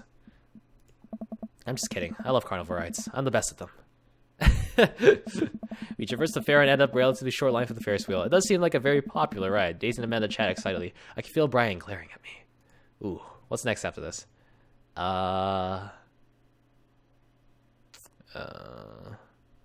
Be honest with yourself. Okay. So how do you do the trick final? Way better than I thought I would. Those cosine problems still tripped me up, so I drew a stat instead of answering the questions, and my teacher gave me a point for effort. Wow, is high school really that easy? Absolutely, yes. The School of Hard Knocks, though. That's another story. Amanda playfully punches Daisy on the arm. Welcome to the streets. You check out that art break I gave you? Yeah. I love that section of the female photographers. You have good taste. You know, I bet your photos will be in a book someday. Oh. Daisy, stop or I'll cry. They're too cute. Next. Amanda pushes me forward. You first. I sit down in the carriage. And now you. Daisy pushes Brian to the carriage next to me. Before I can say anything, the ride operator closes the gate. Now wait just a second. We're gonna get some deep fried pickles. You two take the time and work out your differences. Hold on. Get along. Amanda and Daisy run off into the crowd. The ride starts moving. Wow. I sit in the Ferris wheel with my arms crossed, not talking to Brian. I don't even know what Amanda's talking about. Neither do I. Our carriage creeps slowly upward. Ferris wheels are boring. Could this ride go any slower? Oh, it's too fast for you? That's not what I meant. How could this get any worse? Suddenly the ride jerks to a halt with us at the very top of the wheel. I could hear the faint yell of the ride operator down below. Sorry folks, rides suck. Guess the raccoon must have stolen the key components in the motor. They're very crafty animals and are frequently attracted to shiny objects, so it makes sense that they would pilfer something like that. Anyway, it'll be some time before we can get y'all down. Settle in and get cozy. Well, and hey, no hand stuff while you're up there. Well, and no mouth stuff either. Well, this is just great. I look down over the expanse of the carnival. I hate to admit it, but it's a pretty good view. I spot someone down the food cart melting cheese onto a pile of steaming steak and peppers. Oh man, I'm so hungry. Why didn't we get a funnel cake first? My stomach rumbles. Oh, I know that sound. Brian reaches into his cargo shorts and pulls out some fruit leather, offering it to me. Cherry or mango? I don't want your stupid fruit leather. Brian opens one and stares, eating it. Fine. My stomach growls again. God dang, why did I take the fruit leather? We sit in silence as a crowd begins to form under us. A group of carnival workers attempt to restart the engine. I suddenly remember that I have a tiny book of road troubles and a golf pencil in my pocket. I pull them out and start working on a fresh page, determined not to look at Brian. Hey, I always bring a puzzle book with me too.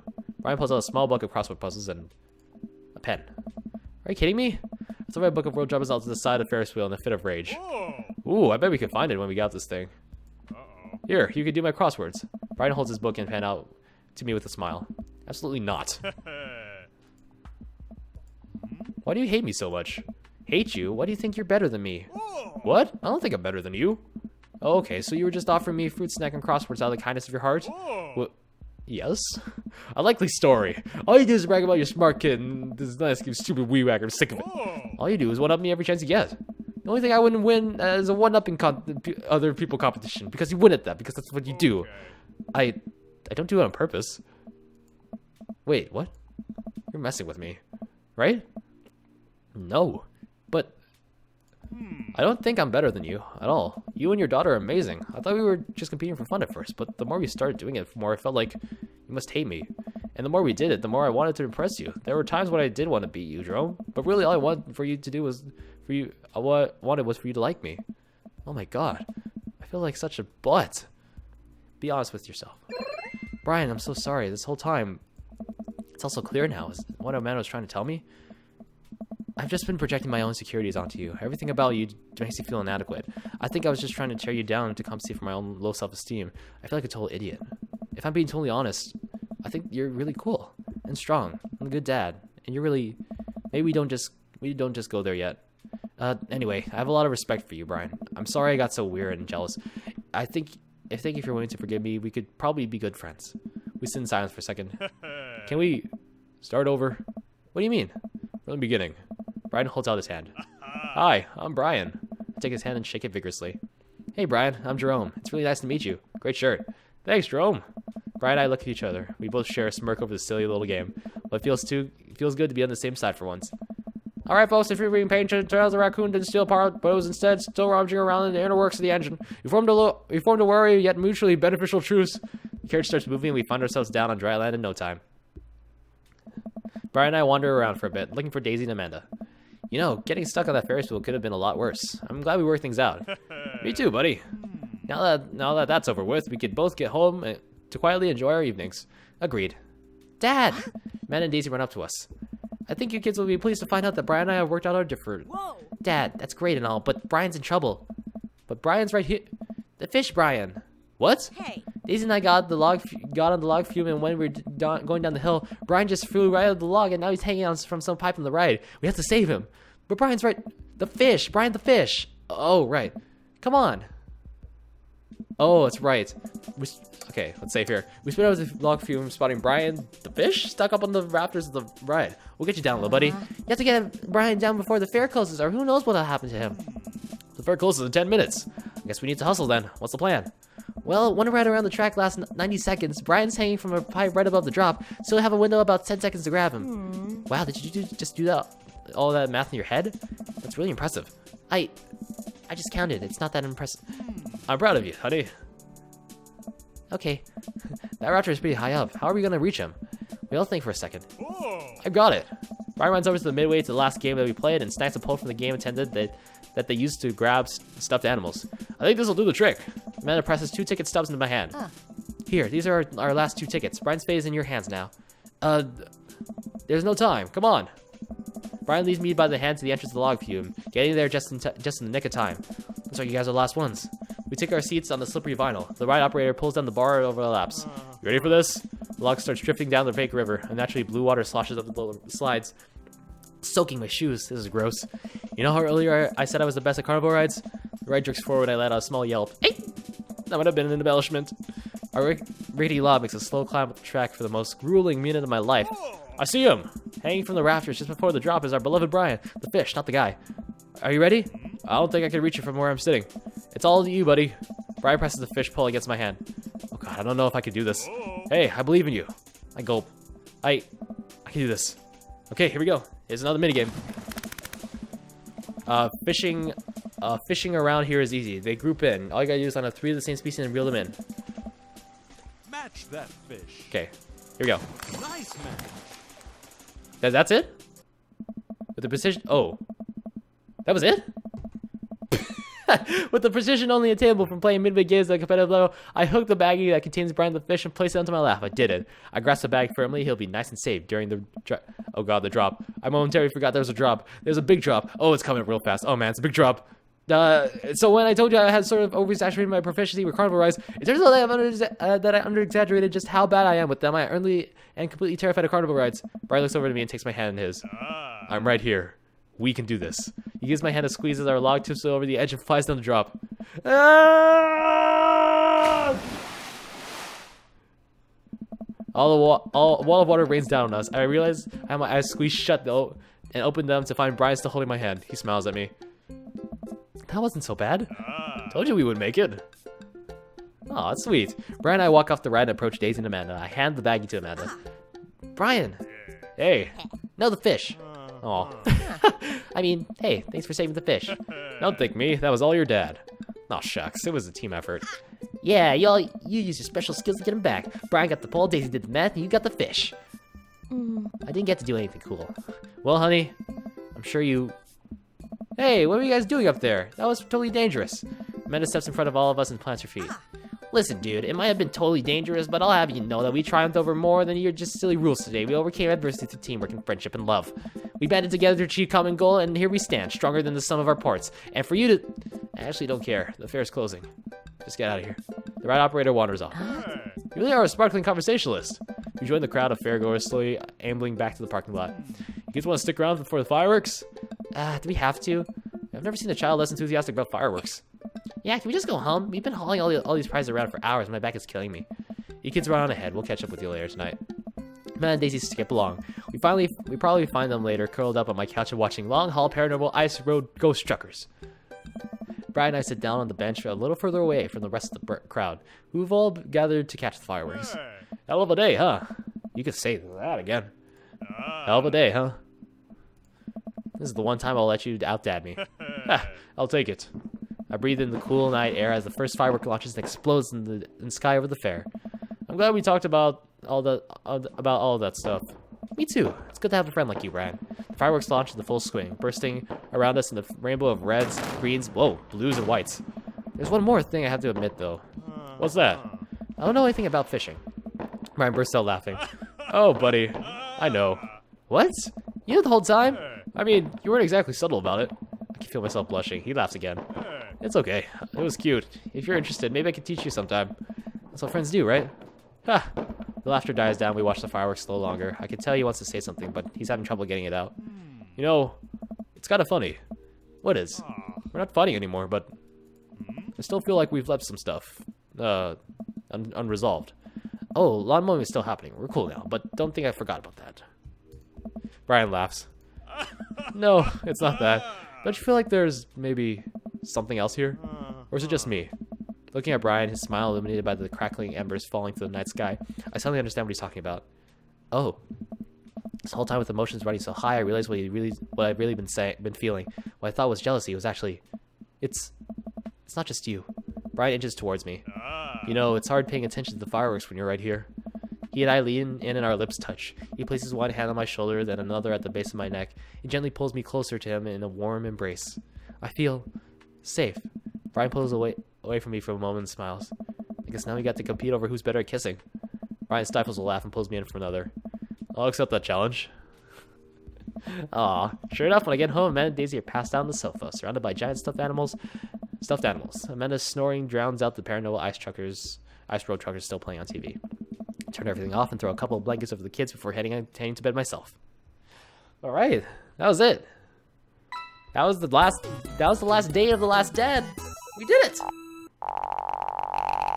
There we go. There's our points. They don't add up to... You sure know how to make a dad blush. Well, I'll give you that, Brian. I'll thank you very much. Go ask your mother. Well, I think I have everything finally set up. Amanda should be any minute. Oh, yeah, that's right.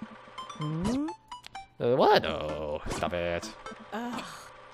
And here's a cake. Oh, no. Surprise! Yes, sir. Here's mac and cheese. Hey, bro. Bro. Hey, Sure, Joseph. That'd be great. Hey, here you go. Robert. Hey, Matt. Like that, we already won the game. We're just having a friendly chat. Tell me more about college. Slow down, kiddo. You're not even in middle school yet. I want to go to class in my PJs now.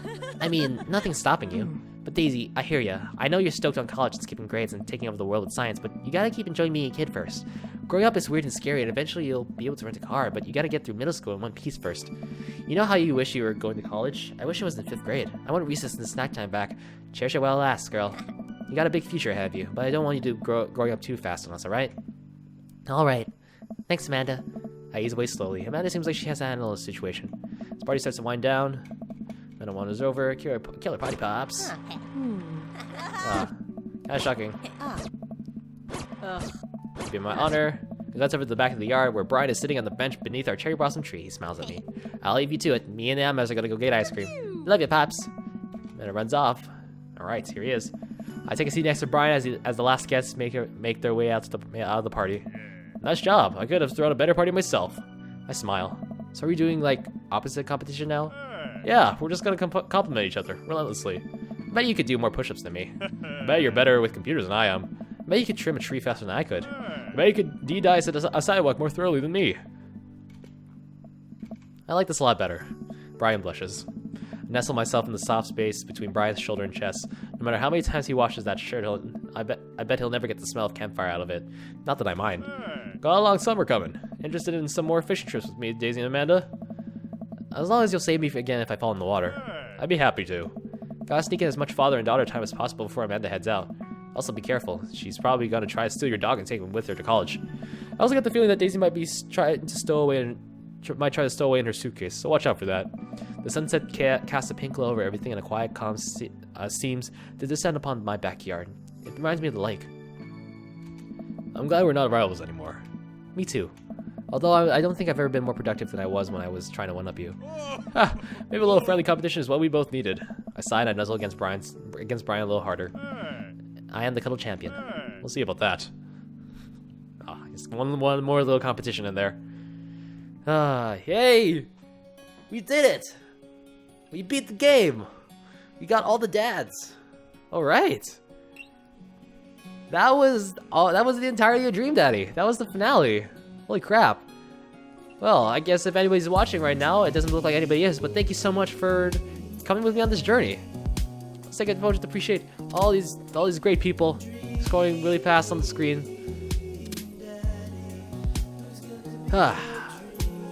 Who's gonna be your dream? All of them. All of them are gonna be my dream.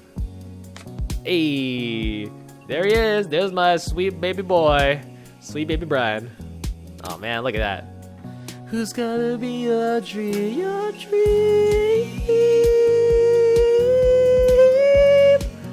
Who's gonna be Dream Daddy? Who's gonna love you, baby? All right, there it is. There's all of them lit up. There they all are. Oh boy. Okay, so is this the end of Dream Daddy? I don't think so. I don't think so in the slightest. So okay, let's see. Dream Daddy walkthrough. So in the guide that I was following, there's apparently so we got we got all the endings, and then there's Joseph's secret ending, and I actually know what that is. That is the cult ending, which if you watched Hoodie Panda, who was actually kind of the first guy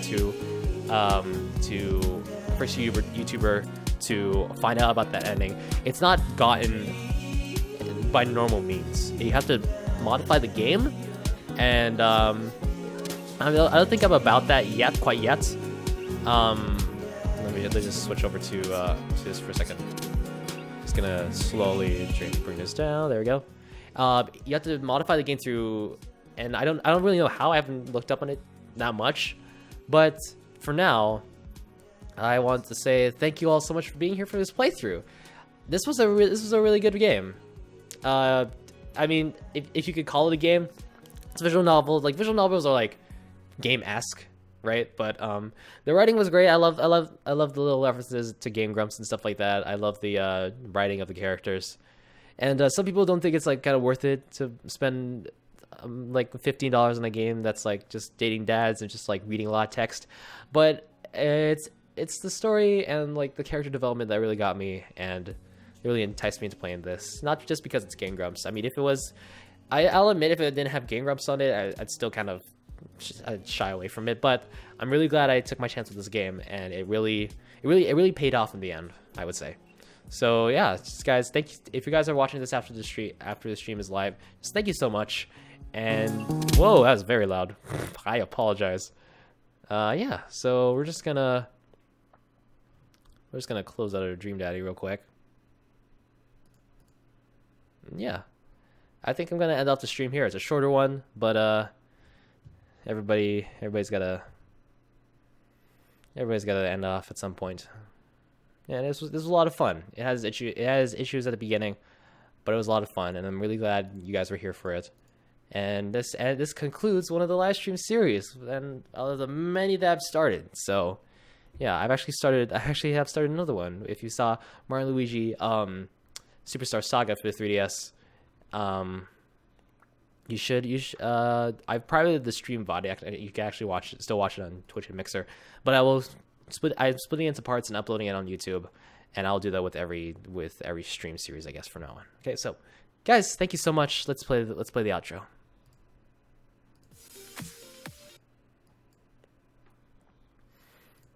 Okay.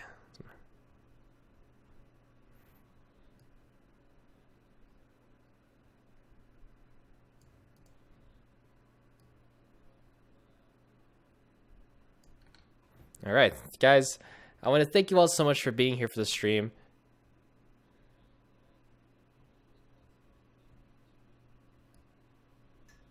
And hold on, the outro's not playing. Oops. Just to let you guys know, you guys are amazing, and all of you that have watched and supported the series, thank you so much. And it's great. It's good to be back doing this. It's good to be back, and hopefully I can keep up the live stream series, and I get to chat with you guys. So thank you all so much for watching once again. If you have enjoyed, like, comment, share with a friend, consider subscribing, hit the bell down there to become notified. And until then, fight to peace, my friends. Stay awesome. Have a great day. See you all next time. Bye. Love you guys.